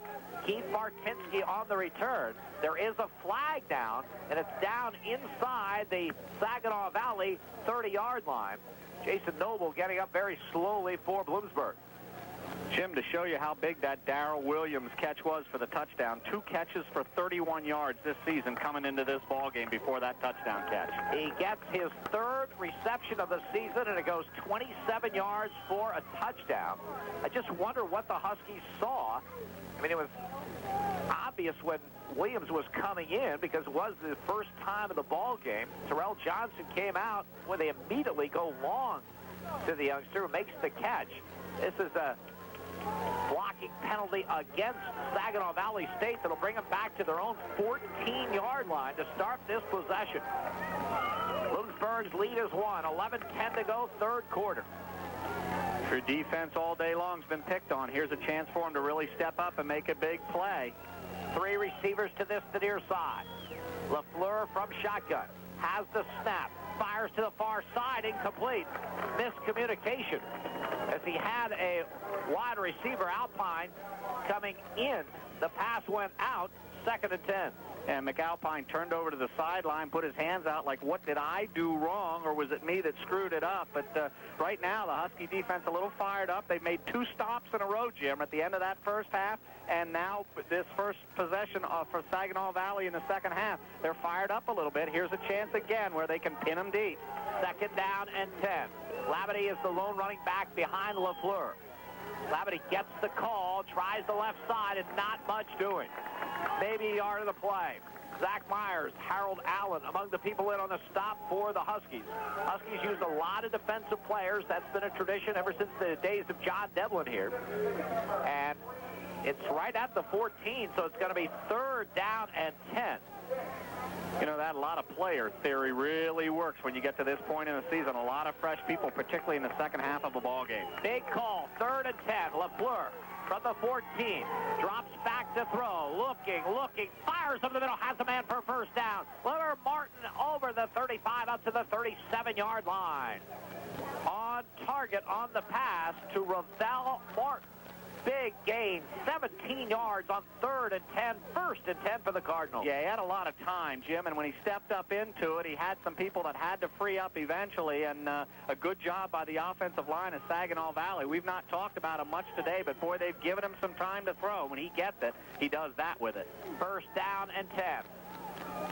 At the 31-yard line, 36-yard line, as the call goes to Bridges, hit behind the line and wrapped up for a loss by Matt Keys. Greg Roskis was there first, and then his fellow linebacker, Matt Keys, finished the play off. Tell you, a big play by Fran Greger in there, too, to screw things up. He got deep into the backfield, and great job by Greger out on that play, and a good play for the Huskies on 1st down. Again, they want to try to put the Cardinals in long situations. They're very successful at converting on those, but it's still where every defense wants to put an offense. Loss of 2 on that play, back to the 34-yard line. Will bring up a 2nd down and 12, but the back judge comes in and signals to the referee something about the clock. The play clock, the 25-second play clock. They weren't ready to start the play yet, and they indeed didn't want it. It was down to 20. They reset it to 25. 3 receivers to the far side. LaFleur, no running backs, will operate from shotgun. Has the snap. Bloomsburg coming hard on the blitz. Will they get him? No. He's going to run in the open field over the 45 and hit hard right at the sticks. Boy, he is terrific. He is just a sophomore. As a quarterback, Bloomsburg came with everything. If they get him, it's a huge play. He makes the huge play right at the Huskies. 13 yards and a first down to the 47. Brian Stone was coming off the corner. It was picked up very, very well by the tackle on that side, Jim, and he gave LaFleur just enough time to do it. If that tackle does not stop Brian Stone, they indeed get the sack. It was a big play on that left side. First and 10 for the Cardinals at their own 47-yard line. Dolph comes in motion left to right. Back to throw. LaFleur hit as he gets it away, but has Ravel Martin brought down in the open field by Jeremiah Dyer, but a good gain on first down to the Bloomsburg 46. Whole host of substitutes coming in for Bloomsburg as defensive coordinator Paul Darrow trying everything he can to slow down this great attack. Got to keep them fresh, keep them coming in there, and keep running at them. This Saginaw Valley offense now back into their rhythm and back into what they want to do with a short passing game. Second down and just 2 at the Bloomsburg 45. LaFleur from shotgun, back to throw. He'll scramble again. Zach Myers wraps him up, though. Just gets back to the line of scrimmage. So it's going to bring up a third down and 2 at the Bloomsburg 45. Good job of pressure now. The Huskies getting more on them. They did late in that second quarter, Jim. I was talking about them getting in there and putting a little bit of heat on them. They're making LaFleur scramble, but again, you'd rather maybe sometimes him hang on to that football. They've done a good job with the pressure. 265-pound senior blocking back Jeff Solitis ahead of Bridges in the I formation. Third and 2. Tight end goes in motion, gives to Bridges, looking for room. He is stacked up at the line of scrimmage, will not get there. Toye Berry, Jeremiah Dyer, Trent Flick, Matt Keys all around it. The Huskies come up with a stand. They'll get the football. Keep naming names. A third defensive stop in a row. Jim, they send the tight end in motion to the other side, and they come back against it with that Solitis in there as the big blocking back. But they did it the last time, and they got the first down. This time, the Huskies knew what was coming. They stuffed it. They faked the punt earlier. This is a great position on the field to do so at the Bloomsburg 45 on 4th and 2. Griffith's back at his 41. Low snap, but he pulls it out, gets the kick away, and booms it. Toye Berry will let it bounce. It will go into the end zone. So Bloomsburg gets the football. 6:55 to go in the third quarter. Huskies lead it 25-24. I'll tell you, Jim, it's, you know when you got a good punter when he just knocks off a 46 or 47-yarder and he's ticked because it got into the end zone. He didn't want it there. He wanted some kind of ball down inside the 10-yard line. The punter, Jeff Griffiths, is not at all happy with himself. First possession of Bloomsburg in this third quarter resulted in a 93-yard scoring drive. Huskies have it for the second time in this third period at their own 20-yard line, 1st and 10. Slot to the right side. Marcus Glaze is the tailback behind Doug Werner. In the I formation, Glaze gets the call, tries the right side, 25, breaks the tackle to the 30, to the 35, gets a block to the 40. Glaze still on his feet out over the 45-yard line. Marcus Glaze picking his spots patiently off that right side, picks up 26 yards and a first down. He's having a major league game, Jimmy. He had 81 yards at halftime, and boy, he's just really picking his spots, as you say. He goes with the hole, goes with the flow. When he kicks it outside, which he does so well, a little better than Aristine Henry. Today it's working. Next week it might be Henry if the Huskies continue to move on. 1st and 10, Bloomsburg at their own 46-yard line. Slot to this, the near side of the field. Miller takes the snap. He's on a roll left. He's firing long to Johnson, who's open. Makes the grab out of bounds at the 20-yard line. Terrell Johnson got behind the secondary, then had to adjust a little, made a great over-the-shoulder catch. They're marking it down around the 21 of the Cardinals. Great job by Terrell Johnson to get behind LeVar Luster on that corner all day long. It's there. The pass thrown just a little bit over his left shoulder, and he had a twist, and that's what caused it not to go for more of a gainer. It's a big one to the 20 as it is. It could have been more, but the Huskies will take it. 34 yards on the reception by Terrell Johnson. 1st and 10, Bloomsburg at the Cardinal 20-yard line. Slot to the right side, I formation. Glaze at the tail of the tandem, Doug Werner ahead of him. Marcus Glaze gets the call, tries the right side, gets to about the 17, maybe the 16-yard line. Glaze off that right side, brought down by Steve Pauling, 245-pound junior out of Westland, Michigan. So it'll be 4 yards for Glaze on the first down carry. Second down and 6, Bloomsburg. Clock winding down on 5:57 to go, third quarter. Huskies trying to add to a 1-point lead. Warner now is on a wing to the left. Slot to that side, Glaze the lone running back. From the 16, Glaze gets the call, cuts it inside the 10, down to the 6-yard line, first and goal, Bloomsburg. Jim, I'm going to tell you, Doug Werner, we haven't mentioned a whole lot today other than to talk about blocking. He is just knocking people off the football. He created the hole after the line opened it up. They peeled Saginaw Valley to the right. Werner peeled the linebacker out to the left, made the big hole for Glaze.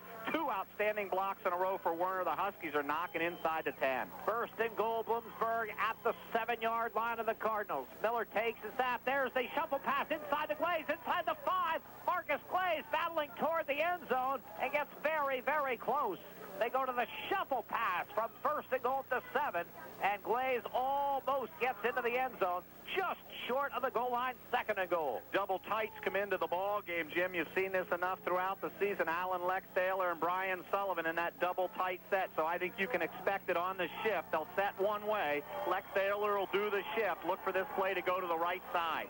Glaze at the tail of the 10. Miller, quarterback keeper behind Manny Henry, gets him for the touchdown. Eric Miller follows the right guard, Manny Henry, and the Huskies build the lead. Good guy to follow. Manny Henry's had a big year all year long. Danny Hale and his offensive staff like to go behind Manny Henry. Eric Miller got in easily. They did not move the tight end in motion like they have before. They know Saginaw's seen that play. They give him the look. They don't change it. Miller gets into the end zone. This offense is clicking right now. Now the extra point attempt coming for Chris Thompson. Try to extend the lead to 8. The snap is there. The placement's there. The kick is up. The kick is good. Time out of the field. 4:49 to go. Third quarter play. The score. Bloomsburg 32. Saginaw Valley State 24. We'll be back in 30 seconds.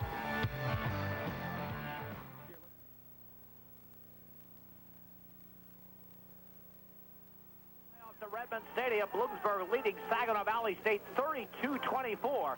Sack quickly to kick off for the Huskies following their second score this third quarter. Skitters across the ground, picked up by one of the up men. Return over the 35 to the 36-yard line. Mark Lafreniere on the return for Saginaw Valley State. They'll take over the football. How hot is this Bloomsburg offense? 2 possessions, 4 plays, 93 yards, 6 plays, 80 yards. But just as importantly, the defensive unit has stopped Saginaw Valley State on 2 consecutive possessions. And 3 if you add back that one at the end of the first half, Jim. So when you say the offense is hot, right now that defense is starting to live up to what they're expected to do as well. First and 10 for the Cardinals at their 36. LaFleur under center, drops back to throw. Steps up into it. Huskies with the rush. LaFleur is going to run and get some yardage and does so. Dances out of bounds nicely at the 44-yard line. A lot of hooting and hollering going on, Jim. I think the Husky fans wanted a hold back there. I'm not sure it was. Again, this Saginaw Valley offensive line can't be a bad one all year long. They've scored a lot of points, and they're showing they can provide some protection for Matt LaFleur. LaFleur, a sophomore out of Mount Pleasant, Michigan, a transfer from Western Michigan, was not slated to be the starter and was not until the fourth quarter of the first game when the starter was lost for the season to injury. What a terrific quarterback he is, and he fires a pass to the far side of Martinsky. Martinsky knocked down hard by Zach Meyer in the open field, but not before he picks up a first down. Once they got LaFleur in there, you talked about that fourth quarter of the first game. He has taken every snap since. Of course, the nature of their season, they've been in shootouts all year long. I guess that makes some sense, but boy, he's gotten a lot of time in there as a sophomore. They're going to be real happy to keep this young man around for a couple more years. First and 10 for the Cardinals. They have it at their own 48. Bloomsburg leading by 8, 4:17 to go third quarter. Slot to the left, slot to the right. LaFleur, the sophomore under center, drops straight back to throw. Steps up into it, scrambles again, drops the pass over the defense. Completes it to Bridges. First down at the Bloomsburg 31-yard line. Nicely done. Huskies converging on all sides of Matt LaFleur. He steps up into it, and just feathers a pass across the secondary to his running back, Damian Bridges.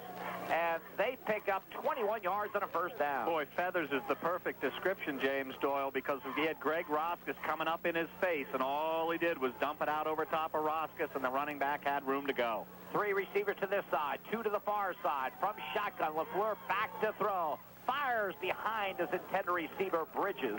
Incomplete at the 26-yard line. Huskies, as opposed to the first half, are getting some serious heat on LaFleur on almost every play. But he has great ability to get away. Yeah, Harold Allen, that time the junior out of Philadelphia, Jim, put the heat on there. But it has changed. The defense is indeed getting more heat on them. They're making some mistakes. This is a very, very good offense, but that defense right now is playing hard and coming at them. 2nd and 10 from the Bloomsburg 31-yard line. Double slot, LaFleur under center. Bridges the lone running back. Matt LaFleur straight drop back to throw. Steps up into it. This time he won't get away.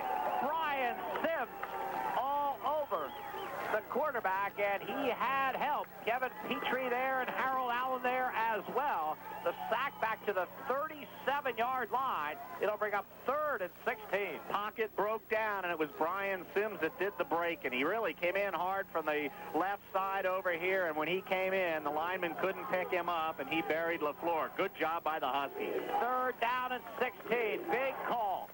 Saginaw Valley State, the Bloomsburg 37. LaFleur from shotgun back to throw. Steps up into it, flags down. Stone gets the sack of the 42. There'll also be a holding call coming against the Cardinals. Yeah, pin him back and come after him. Paul Darrah's decided he's had enough of watching Matt LaFleur stand back there and throw the football all over the field, at least stand back there untouched. He sent some people after him. That time it was Brian Stone. Before that it was Brian Sims. The hold doesn't matter. The big sack, Saginaw will have to punt it away. Right now the Huskies defense might be as hot as the offense. 4th and 21. Another sack for that outstanding freshman out of Connecticut, Brian Stone. And Jeff Griffiths is back to punt for Saginaw Valley State, back at his 44-yard line. Brian Thompson does the long snapping for the Cardinals. Good snap. Griffiths, good kick. Line drive. Toye Berry comes up. Will have to let it go. And at the 16-yard line, Bloomsburg will have it. Saginaw Valley State thought they had the football, and boy, they came very, very close. Toye Berry came too close to that kick. Way, way, way too close. When he decided he was going to let it hit the ground, he came up with the idea that he wasn't going to let it hit the ground, Jim, and he changed his mind, and the mind change in mid-catch there made a difference, and boy, it almost hit him, and Saginaw would have had a huge break because it's inside the 20. 2:54 to go, 3rd quarter. Bloomsburg's red-hot offense on the field, leading by 8, 32-24 Huskies. 2 possessions, 2 scores in this quarter. Slot to the left side, I formation. The give is to Aristine Henry. He turns the corner, flag down, 20, 25, 30. Probably come back. He's out at the 33-yard line. Yeah, it's not probably. It's coming back. There was a hold in the backfield, or as he turned the corner, and it's what freed him up. And the flag flew out of the linesman right away, and it's going to come back either an illegal block. Illegal use of the hands is what it's going to be, that illegal block on the Huskies. No question about it. Boy, the concern for Saginaw Valley State, though, has to be their defensive unit in this second half. Bloomsburg, 2 possessions, 93-yard drive, 80-yard drive. Husky lead is 8, but they're going to be backed up deep in their own territory, of course, with a 93-yard drive the first time. Nothing out of the way, but... Well, and in defense of their defense, all year long, they've been picked on, and they're expecting it. The Bloomsburg defense was a little bit surprised when they give up those points, 24 in the first half. But this defense has been suspect all year long and given up a lot of points. First down and 18 for the Huskies, back at their 9. The give is to Aristine Henry, looking for some room.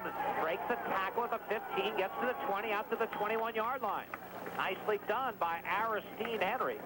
You know, if you're looking at this game from the Saginaw Valley State point of view, you're thinking, boy, why is that number 12 out of the game? Marcus Glaze having a big game, but Aristine Henry can have big games of his own. Picked up 9 there. They're 2 different kinds of running backs. He hits the seam. Glaze gets outside a little better. He just made Greg McGuire, the outside linebacker, just dead flat miss. It was a great job by Henry. 2nd and 6 call. Miller rolls right, looking to throw to the sideline. Loco comes back, can't make the catch. Devin Bryans was there to help knock it away. Hey, he is a good one. Bryant has 8 interceptions on the season. He's a junior out of Vanceboro, North Carolina. This is a team, as Jim mentioned, that gives up a lot of yards on the season, but also takes the ball away, which they haven't been able to do on the day. They have 24 interceptions as a team. That's a lot. It is a lot. It might tell you that the other offenses are throwing the ball a heck of a lot, but indeed it's still a lot, and a talented secondary it is. 3rd and 6, Bloomsburg. Miller from shotgun has the snap. Rolls right, fires across his body, and almost that first interception.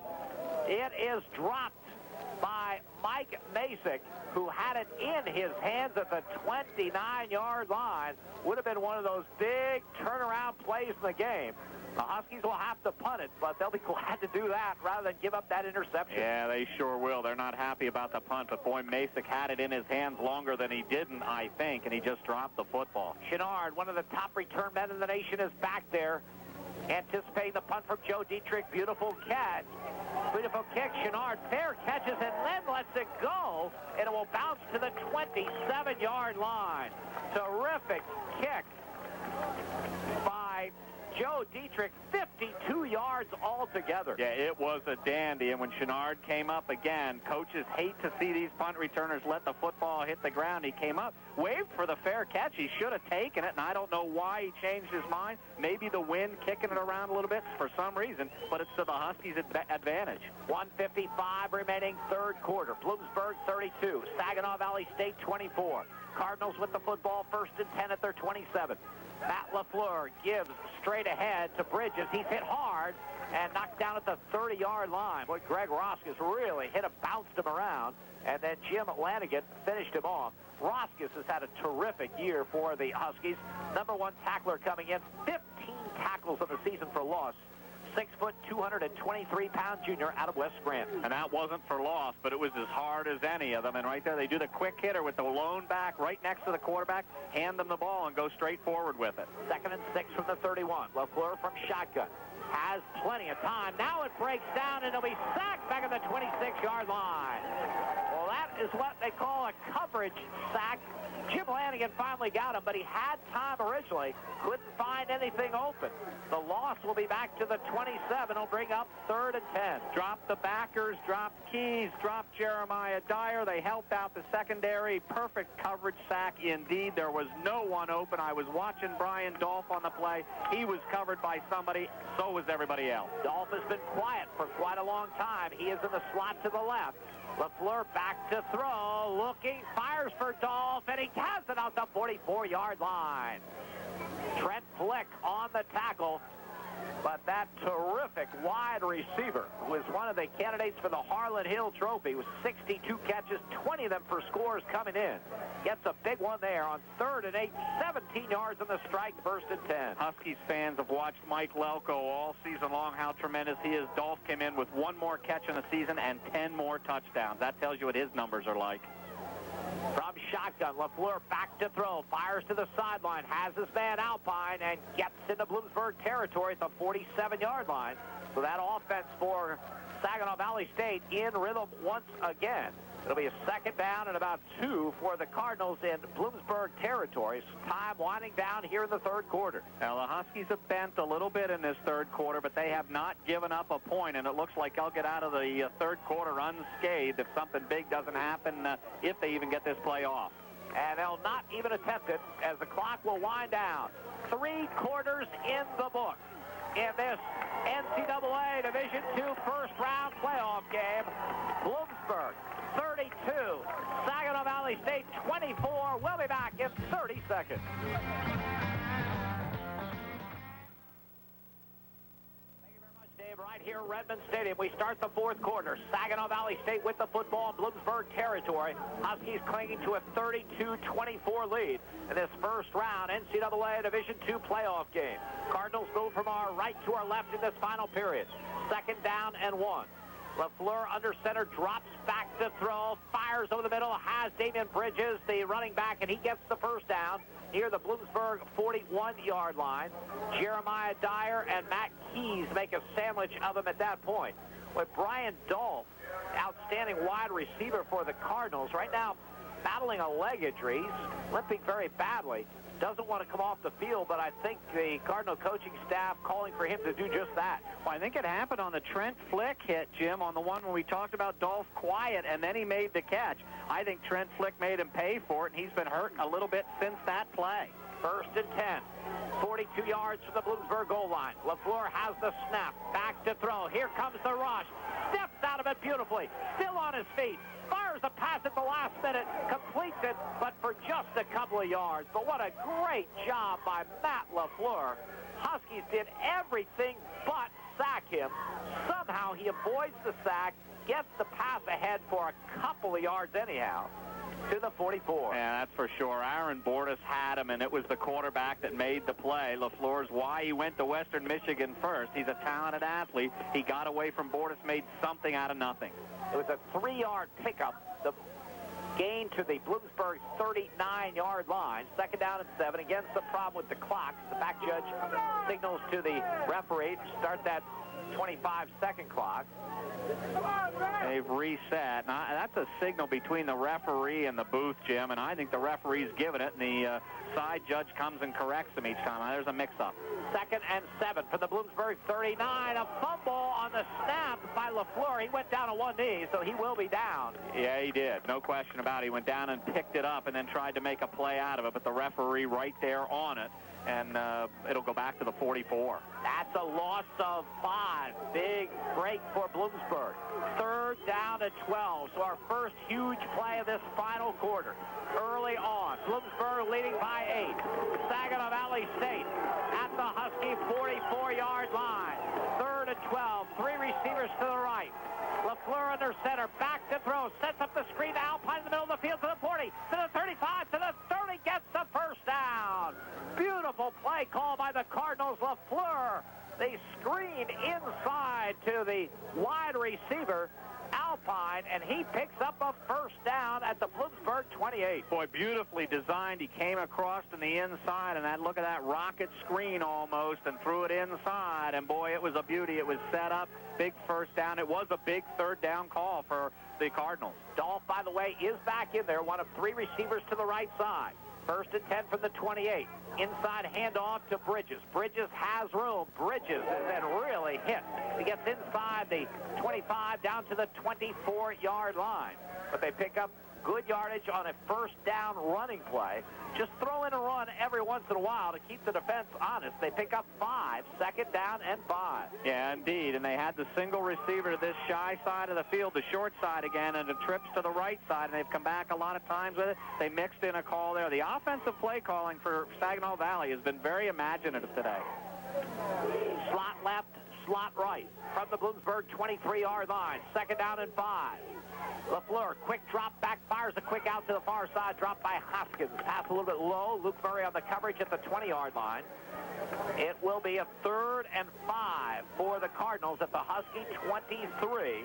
Another big 3rd down call coming here early in the 4th quarter. The Bloomsburg lead is 8. And I'm guessing maybe 2 more play calls coming right here, Jim. It is indeed 4-down territory, and with this offense and just 5 yards to go, they've got a lot of options. 3rd down call. 3 receivers to the near side. Hoskins wide right. LaFleur will operate from shotgun. Has the snap, back to throw, dumps a pass off to Bridges. Great move at the 20. Bridges down to the 15-yard line. 1st and 10. Once again, the Cardinals come up with a huge play, but it was the move that Bridges put on Toye Berry that made that one. Yeah, it certainly was. Toye Berry sniffed it out, came up on Bridges, and when he made the sidestep, Berry went right by him, and he picked up the first down. Again, I still like the look of the Husky defense, the way they're flying at the football.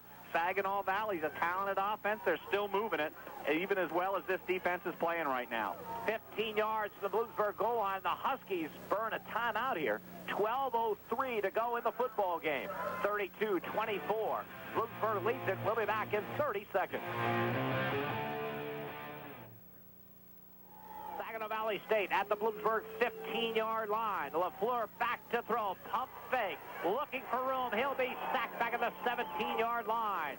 Matt Keys, Jim, made a big play. LaFleur took the quick drop, was looking to make the quick hitter out to the right side. Keys jumped up in the air, made him bring the football back down, and then wrapped him up. That play is all Matt Keys. 13th play of the drive coming. Bloomsburg leading at 32-24. 11:40 remaining in the ball game. Brian Stone comes in as an extra defensive back. 2nd and 12, Cardinals at the Huskies 17.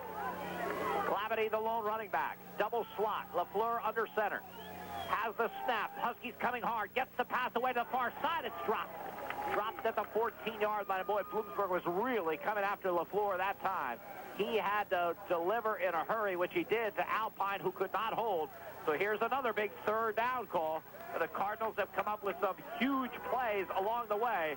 They've converted 3 times on third down. They've got another one here from the Bloomsburg 17. Defense is doing everything they want to do. They're making them convert. Saginaw Valley's just done it. They've done their job. Defense has them where they want them again. 3rd and 12 at the Bloomsburg 17. LaFleur has the snap. He has the time. He's going to run, and he has room. The 10, the 5, and knocked out of bounds inside the 1-yard line. Matt LaFleur, the sophomore, works his magic again, but he's down on the play. He took a real hit, but they'll have the ball at the Bloomsburg 1 or inside the 1. Boy, I'll tell you what, it's like Randy McCavish of Slippery Rock a week ago, and what happens is you want to keep him in the pocket, and as dangerous as he is in the pocket today, some of the biggest plays LaFleur has made have been when he's gotten out of the pocket. Right there, the Husky pressure was great.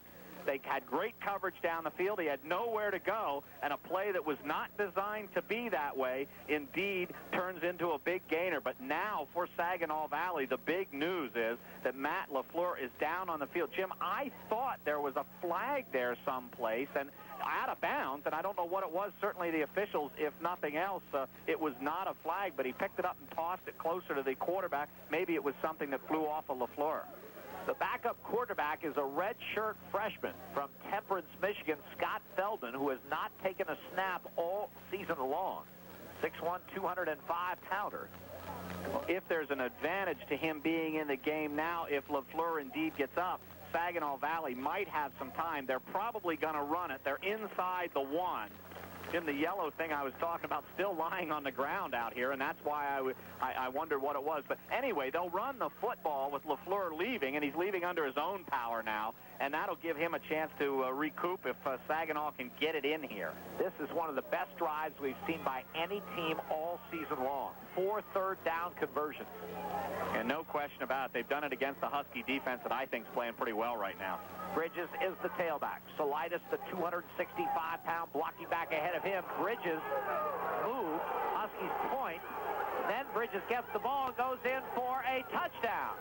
The Bridges flinched, but he can do that. And then got the ball and went in. And the lead now is down to 2. Now, the referee's going to maybe explain it to the Husky defense, but indeed the back moved, and it's not any big deal. He kind of stood up. It wasn't any of the linemen. Huskies maybe thought they saw something else, and it actually made it a little easier for Saginaw Valley. Bridges got into the end zone easily, and this is closer to being a ball game again. So the 2-point conversion upcoming, and LaFleur is back in there to try to tie it with 11:10 to go. Bridges the tailback in the eye. LaFleur under center has the snap, throwing the fade to Dolph over Garcia, and he has it for the 2-point conversion. They exploit Rudy Garcia using the height of Brian Dolph. We are tied at 32, 11:10 to go in the ball game. We'll be back in 30 seconds.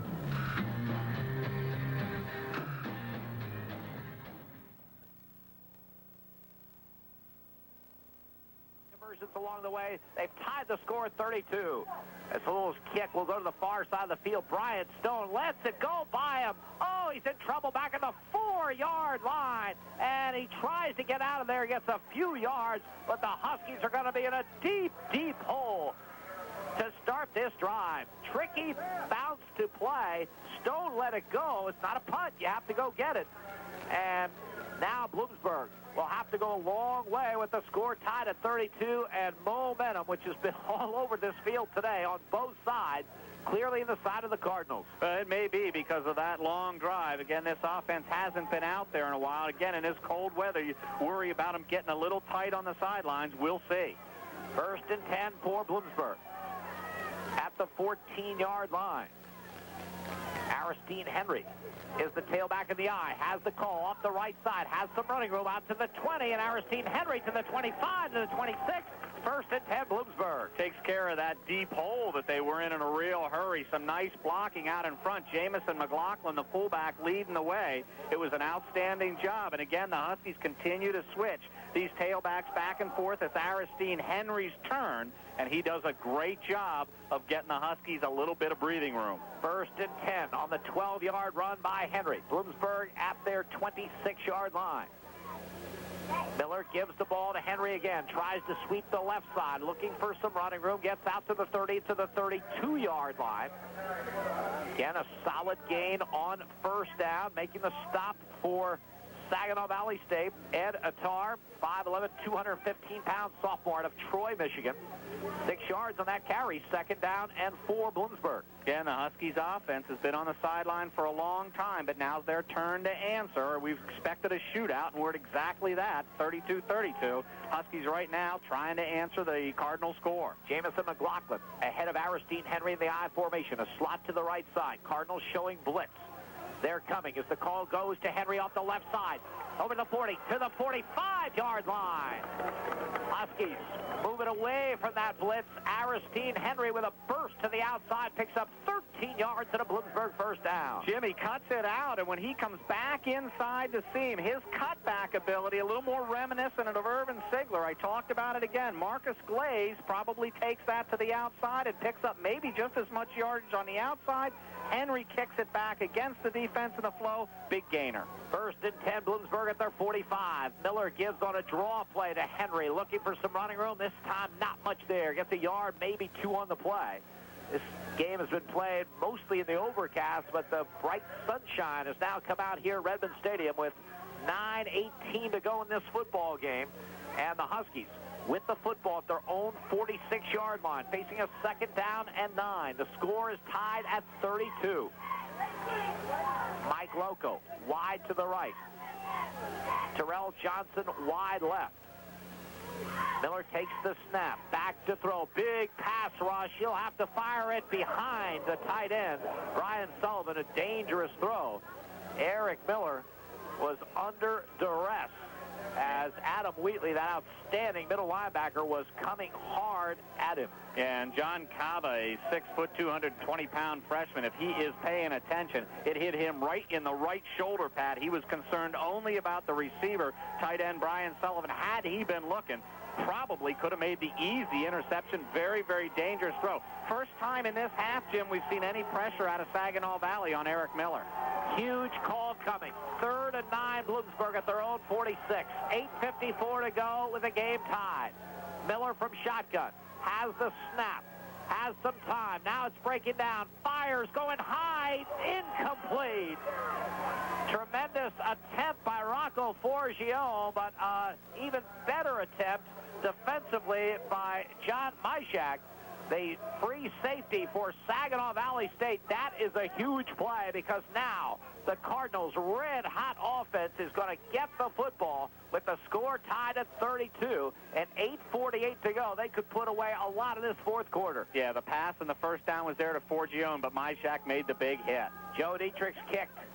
Chenard will come up. He'll let it roll. It's heading toward the end zone. Can the Huskies get it? They do. Brian Stone downs it inside the 3-yard line. Great effort by Brian Stone when the receiver ran away from the football and let it bounce. Again, if it up there in that wind, and Jim, we're sitting pretty high. We don't know how that ball's playing tricks up there in the air. But when he let it bounce, Brian Stone turned on the jets and ran it down and got it right about the 2-yard line. The Huskies don't want this offense to have the football, but if they're going to have it, boy, this couldn't be better for Bloomsburg back there that deep. 8:39 to go in the football game. The score tied at 32. The Cardinals of Saginaw Valley State with the football, 1st and 10 at their own 2. Bridges, the lone running back, quarterback keeper, but flags and whistles before the play. I think illegal procedure. The right tackle stood up, Jim, and I think they're going to lose a yard on this penalty. It's going to be a 1-yard step off against Saginaw Valley. Go back to the 1. 1st and 11 for the Cardinals at their own 1-yard line. Big moment in the football game. Boy, Joe Dietrich, terrific punt at just the right time for Bloomsburg. After all this offense, a punt might be the biggest play of the football game. Bridges, the lone running back, is 5 yards deep in his own end zone. From the 1-yard line, LaFleur drops back to throw, fires the fade to the far side, incomplete. Great play by Luke Murray. They try to go to Dolph. Murray was there to knock it away. Outstanding effort by Luke Murray. Right about the 25-yard line, Saginaw Valley trying to get out of the hole in a hurry. LaFleur to Dolph has done for him all year long. Luke Murray would have none of it. It was an outstanding play by the corner. 2nd down and 11 for the Cardinals at their own 1-yard line. Slot to the left, slot to the right. LaFleur has Damian Bridges as the lone running back behind him, but he fires the quick out into the end zone to Martin, and Martin gets out to the 5-yard line, covered by Matt Keys and Toye Berry. They actually completed the pass to Martin in the end zone. Yeah, maybe 2 or 3 yards deep in the end zone. It was a big completion, but I'll tell you what, the Huskies sprinted to the football, and here comes a big, big defensive play in this football game. Bloomsburg crowd on their feet. 3rd and 7 for the Cardinals, back at their own 5-yard line. Double slot formation.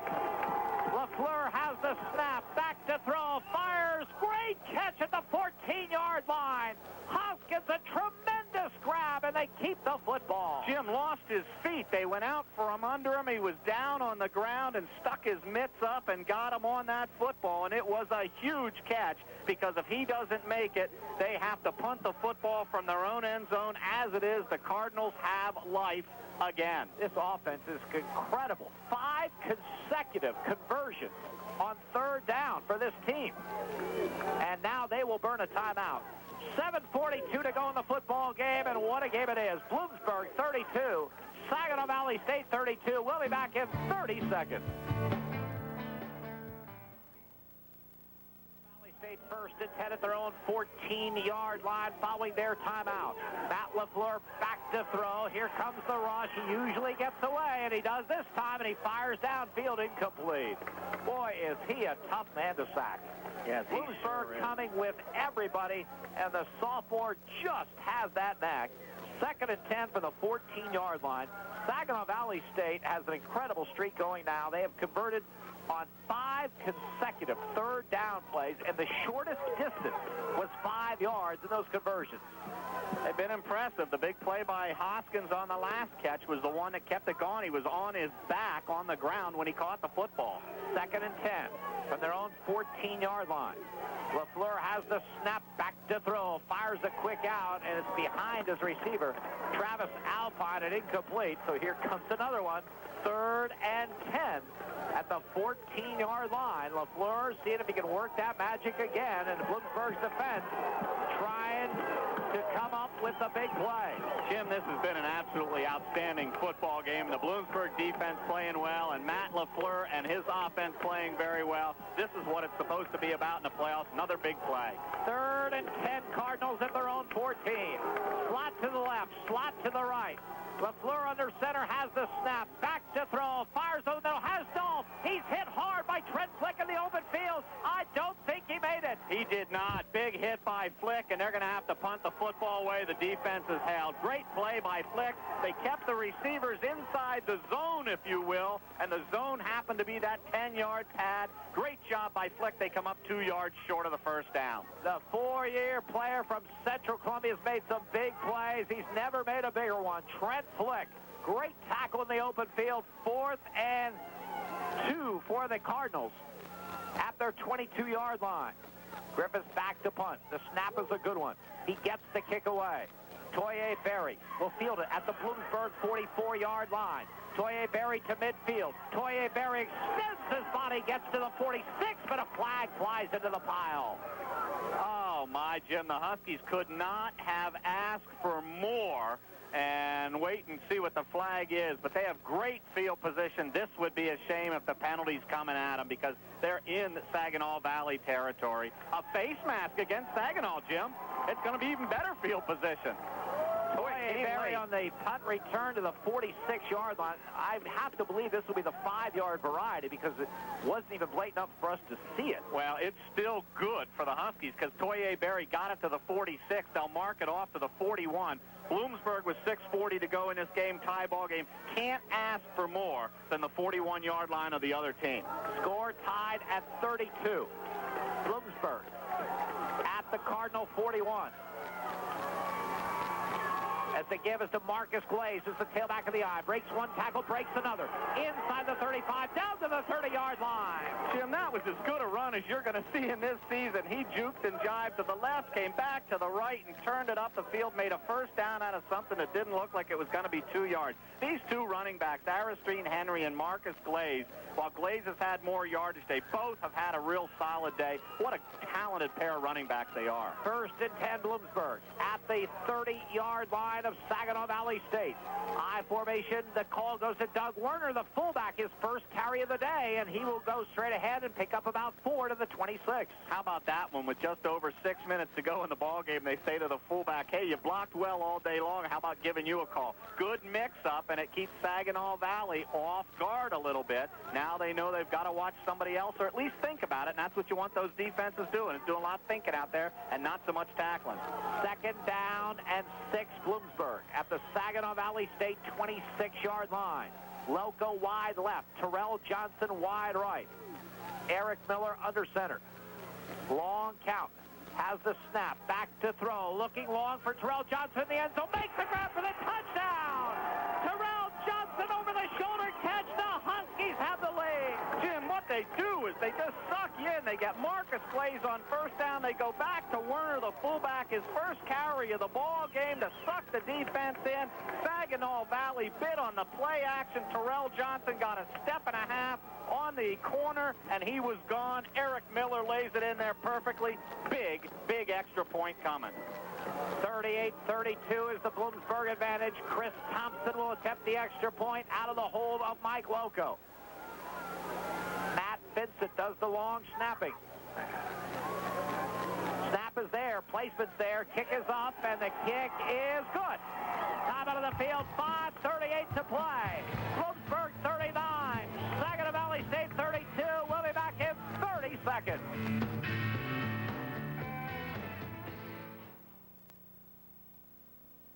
In the first playoff game here at Redmond Stadium since 1985, it's proven to be worth the wait. Bloomsburg leading Saginaw Valley State 39-32, 5 minutes and 38 seconds to go. Latest score, 26-yard strike, Eric Miller to Terrell Johnson. Now freshman Zach Quigley will kick off. A dangerous return man deep in Jason Chenard. And Chenard will field it up the middle at the 14-yard line to the far side of the field to the 20, to the 25. Turns that corner down the sideline. Finally ridden out of bounds. Long return out near midfield by Jason Chenard. And Saginaw Valley State right back in striking distance. Hey, they're going to keep swinging. They've been doing it all day long. The Huskies threw the last punch to connect it. Jim, let's go back before that drive. The punt return by Toye Berry, a positive one into Saginaw Valley territory. Preceding that, a big stand by the Bloomsburg defense the last time Saginaw had the football, and that followed a Saginaw 15-play drive. So the defense and Toye Berry set it up. Eric Miller and Terrell Johnson get the 6 points on the board. Big return here by Chenard. You would expect the big players to step up. This time it's the return man of the Cardinals. 5 minutes and 28 seconds remaining in the football game. Saginaw Valley State with the football at their own 46-yard line. Now, there's an injured player that they're just helping to his feet across the way, right near the sideline. That was the reason for the delay. The Cardinals put it in play, 1st and 10. 3 receivers to this near side. Alpine wide to the right. LaFleur operates from shotgun. Has the snap. Back to throw. Lots of time, and he's looking long for Dolph, and the ball is tipped and incomplete. Rudy Garcia just got his missed. Hands on Dolph. Almost made a great catch. Double coverage. Good job by Toye Berry to get over there and help Garcia, and it was knocked away. Saginaw Valley looking to get right back in it. You said 5:38. Did you say an eternity? Because that's what it'll look like to the Bloomsburg defense right now. Ryan Stone will come in as an extra defensive back. Greg Roskis, a linebacker, will leave. 2nd and 10. Saginaw Valley State with the football at their own 46-yard line. Hoskins wide to the right. 3 receivers to this, the near side. LaFleur will operate from shotgun once again. Has the snap. Back to throw. Steps up into it. Fires long, overthrew. Ravel Martin, the 10 receiver. Terrific coverage downfield. Trent Flick was there. Matt Keys was backed up from his linebacker position. So now it is going to be one of those calls. 3rd down and 10 from the 46. Hey, Jim, you talked about all the big games they had. They call them the Cardiac Cardinals. Their pregame release comes out. It's called Cardiology, and I guess now we know why. 3rd and 10. Bloomsburg crowd on their feet. LaFleur from shotgun. Double slot. Has the snap. Back to throw. Hit as he gets it off. Incomplete. Incomplete. A little behind his intended receiver. Alpine at the Bloomsburg 42. The Huskies will get the football. I guess they'll get the football. Indeed, the punt team is coming on, and I'll tell you what, maybe they figure that they can dig in and stop Bloomsburg, but I don't know why. And Griffiths is on, and with 5:14 left, I guess they figure they can strike quickly. Let's give it back and see if we can stop Bloomsburg. They have faked the punt earlier. Huskies have to be alert to that. Toye Berry deep, anticipating the punt from Jeff Griffiths, one of the nation's best. Has the snap, gets the kick away. Toye Berry will field it on a hop and drops the football. And the scramble is on, and the Huskies very, very fortunate to get the ball. Matt Keys, indecision on Toye Berry's part, and Matt Keys was there, and that is a huge play by the linebacker on the special teams unit, because Toye Berry came up. He was indecisive, and it almost cost Bloomsburg big. 5:06 remaining in the football game. Bloomsburg with the ball at their own 21-yard line, leading 39-32. Huskies don't need to score in this drive, but they sure would like to string some first downs together and use some clock. Slot to this, the near side. Glaze, the tailback in the eye. Miller gives to Glaze. He has room. Over the 30. Out to the 35-yard line. Big burst by that offensive line. Marcus Glaze puts some more big numbers in his pocket. 14 yards and a first down. Jim, I'm not thinking this offense, or I don't think this offense is thinking, let's eat up some clock. They're thinking, let's put 7 more on the boards and really make them play catch-up. Big gainer by Glaze off the left side of that line. Big hole. He hit it in a hurry. Picks up the first down. Under 5 minutes to go in the football game. 1st and 10, Bloomsburg at their 35. Slot to this, the near side, I formation. Werner ahead of Glaze in the eye. Glaze gets the call, tries the left side, breaks into the free at the 45, to midfield, all the way inside the 45-yard line of the Cardinals. The offensive line shreds that Cardinal defense, and Marcus Glaze running to the 42-yard line. Strong safety Patrick Cavanaugh trips him up, or he is still running. Marcus Glaze is on a roll. He picks up the big gainer on first play of the series. Now the huge one here. Cavanaugh, the strong safety, saves a bigger gain, maybe the touchdown. 23 yards on the carry after a 14-yard carry. 1st and 10, Bloomsburg at the Saginaw Valley State 42-yard line. 4:09 to go in the ball game. Huskies leading by 7. The give is to Glaze. Tries the right side. Breaks through one tackle and gets to the 35-yard line. 7 yards on that carry by Glaze. 2nd and 3, Huskies. Boy, you look at a 7-yard gainer and you say, gee, the play didn't work as well as it could. They'll take 7 yards anytime on first down. And more importantly now for the Huskies, the clock starts to really become their ally. 3:40 and counting to go. Glaze picks up the big 7 yards on first down. Big play. Slot to the left side. I formation. Brian Sullivan, the tight end on the left. From the 35-yard line of Saginaw Valley State. Miller gives the ball to Glaze. Glaze up the middle. Glaze has the first down and then some to the 30-yard line. Huskies doing exactly what they want. Yeah, they sure are. They're going to keep it on the ground because the clock keeps right on running. It stops temporarily for those chains to be moved, but it keeps right on running. Don't don't expect it to go in the air unless they see something wide open, or they see Saginaw cheating up. Now, they've got 11 players within about 6 yards of that line of scrimmage, but they know Bloomsburg can run it, and this offensive line showing their mettle right now. Loco wide left. Terrell Johnson wide right. Eric Miller using that clock.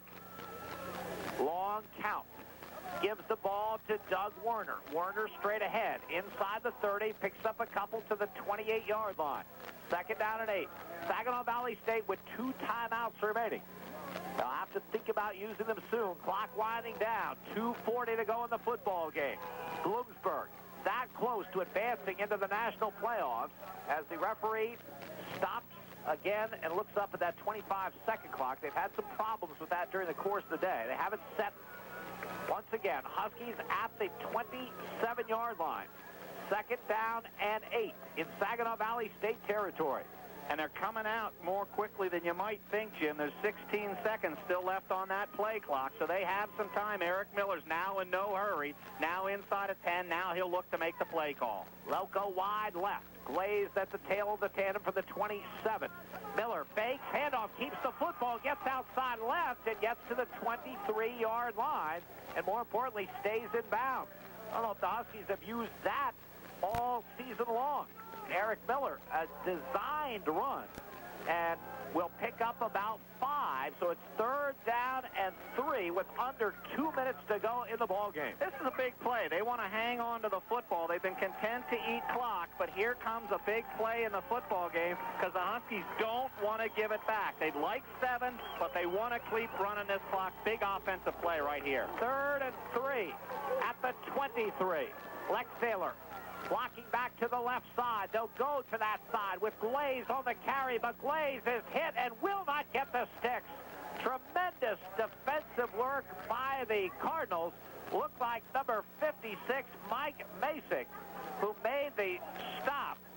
And now Bloomsburg facing a 4th down situation as Saginaw Valley State will use a timeout. We'll keep it right here with 1:15 to go, as Bloomsburg will have the football at the 24, and they'll be facing a 4th down and about 4. Well, they're going to run a play, and I guess you've seen enough in the playbook, although you talked about Eric Miller not running the football, maybe that play you saw just 2 ago. So I'm not sure you can predict here, Jim, but they're going to run a play here with 1:15 to go in the ball game. If they get the first down, for all intents and purposes, you can count this game over. If they do not, 1:15 will seem like an eternity to that defense, because Matt LaFleur and that Cardinal offense will come back. It all comes down to this in a shootout. One play in the football game. It's not even a scoring play. It's something the Huskies simply have to pick up a long 4 or the 5 yards. It'll be interesting to see what the call is here. They may have to go to the air. They've kept it on the ground entirely up to this point. 1 minute, 15 seconds remaining. Bloomsburg probably a conversion away from victory. 4th down and 4 at the Saginaw Valley State 24-yard line. Terrell Johnson wide right. Mike Loco in a slot to the right. Glaze the tailback of the eye. Miller takes the snap, rolls right, pump fake, looking to the end zone to Loco, makes the grab for a touchdown! Eric Miller to Mike Loco, 24 yards, touchdown Bloomsburg! Jim, maybe the sign should have been Mike Loco and Eric Miller walking back from the sideline. I want to know what Eric Miller turned and said to Mike Loco, because they connected again. The pump fake, we talked about Eric Miller's ball handling. He makes the pump fake. Saginaw Valley bit because they didn't want to give up the short yardage. It was a huge play. They make it bigger than even huge. They get the 6 points. Chris Thompson will attempt the extra point. Just 1:09 to go in the football game. Bloomsburg has probably put this one away as Loco will hold the placement. The kick is up. The kick is good. Time out of the field. 1:09 to go. Bloomsburg 46. Saginaw Valley State 32. We'll be back in 30 seconds.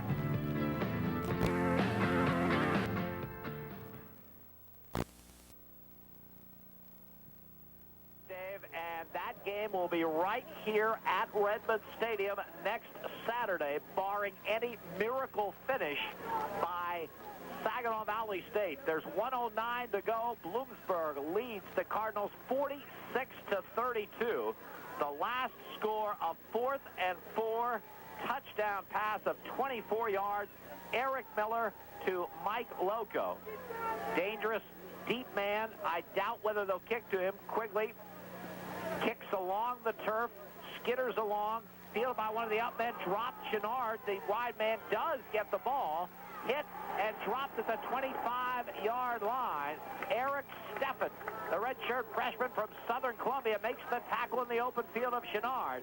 The 1:03 remaining. Cardinals have the football, but the Huskies lead is 14. This is going to sound crazy, Jim, but it was the defensive effort of the Huskies. They pitched a shutout in the third quarter, 13-0. The Huskies won that third quarter. A great defensive effort is why we're where we are right now. 3 receivers to the right side. LaFleur has the snap from shotgun. Now he rolls right, fires, has the man open, and tackled in the open field to 35. The ball pops free, but I think they're going to rule the ground caused that ball to pop out, so the pass will go complete to Sean Deegan, his first reception of the game for 9 yards. But the clock winding down, just 40 seconds to go as LaFleur fires to the sideline, incomplete. Stopping the clock with 38 seconds to go. Well, it looks like the season's going to come to an end for Saginaw Valley State, but what a season it was. They're first in the NCAA playoffs. They used to be an NAIA team. This is the first time they've been in the Division II playoffs. And tell you what, you've got to like their future with a sophomore quarterback like Matt LaFleur and a system put in by Randy Aury, the head coach in his second year. Yeah, you sure do. 3rd down, call coming.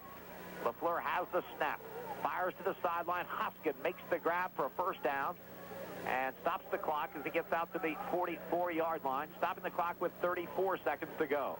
This thing's over probably, Jim, with a 2-touchdown lead in 34 seconds, but the Cardinals are going to look at putting one more on the board and try to make it interesting. They stop the clock with a good play there. LaFleur's not backing off yet. 3 receivers to this side, 2 to the far side. LaFleur has the snap, back to throw, fires over the middle, has his man marked. Jeremiah Dyer wraps him up in the open field after a short gain to the 47-yard line. Hurried at the line, but maybe one more play, two tops. As they will spike the ball and stop it with 16 seconds to go. So Bloomsburg is going to advance in the national playoffs for the first time since 1985. The Huskies will be here at Redmond Stadium in a noon kickoff against Northwood. Remember, this Northwood team defeated Saginaw Valley State 17-3. I can't imagine a defensive unit that can hold them to 3 points. So it'll be another tough test, but you would expect that in the national playoffs. From the 47-yard line, LaFleur from shotgun with 16 seconds to go. Now check that. They've changed quarterbacks. In the past will come up short. So they've taken LaFleur out of there, and they'll get the redshirt freshman Scott Feldman in. He threw his first pass of the season right there. Came up short, incomplete with 11 seconds to go. LaFleur had a great game, Jim. He was unbelievable. They put a lot of points on the board against the Bloomsburg defense that's been outstanding all year long, and this has been the kind of expectations we had coming into this offense. Boy, they exceeded our expectations. A long pass downfield into traffic. Rudy Garcia goes up, picks off the pass to put the cap on this one. Garcia with the interception, and Bloomsburg will take over the football with 4 seconds to go. The celebration will start on the Bloomsburg sideline.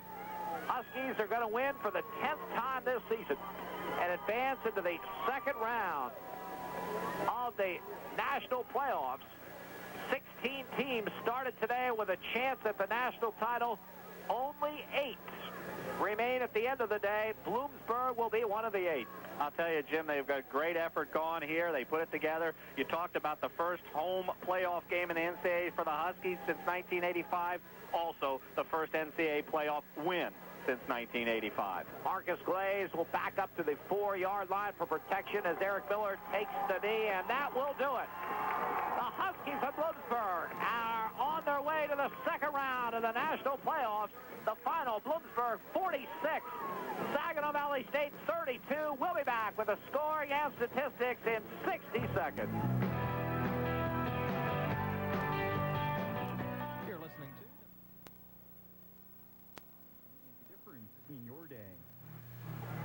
Huskies of Bloomsburg University are on their way to the second round of the national playoffs in Division II, and they do it with a hard-earned 46-32 win over a very good team from Saginaw Valley State in Michigan. Final here today, 46-32. Huskies will be advancing into the national playoffs to take on Northwood. Northwood defeating Indiana today. Dave Delbo will bring you that score and all the college scores on the scoreboard show immediately following our wrap-up here today. This game started quickly for Bloomsburg. Solomon Nelson took the opening kickoff and returned it 47 yards to the 43-yard line of Saginaw Valley State. 5 plays later, Eric Miller had the Huskies on the board with a 6-yard touchdown pass to Mike Loco. Marcus Glaze had runs of 10 yards and 10 yards again on that drive. Chris Thompson with the extra point. Bloomsburg had a 7-0 lead. But Saginaw Valley State established early that they were going to be a force to be reckoned with on offense. Their first possession, 15-play, 62-yard drive, capped on a 1-yard touchdown run by Damian Bridges. Eric Lowell kicked the extra point. The score was tied at 7. Bloomsburg, on their next possession, drove the ball again from their own 43 to the 21-yard line where they faced a 4th down. The pass was completed to Mike Loco on 4th down. It came up so close for a first down that the referee had to get down on both knees and really put his nose right to the football. But it was ruled that the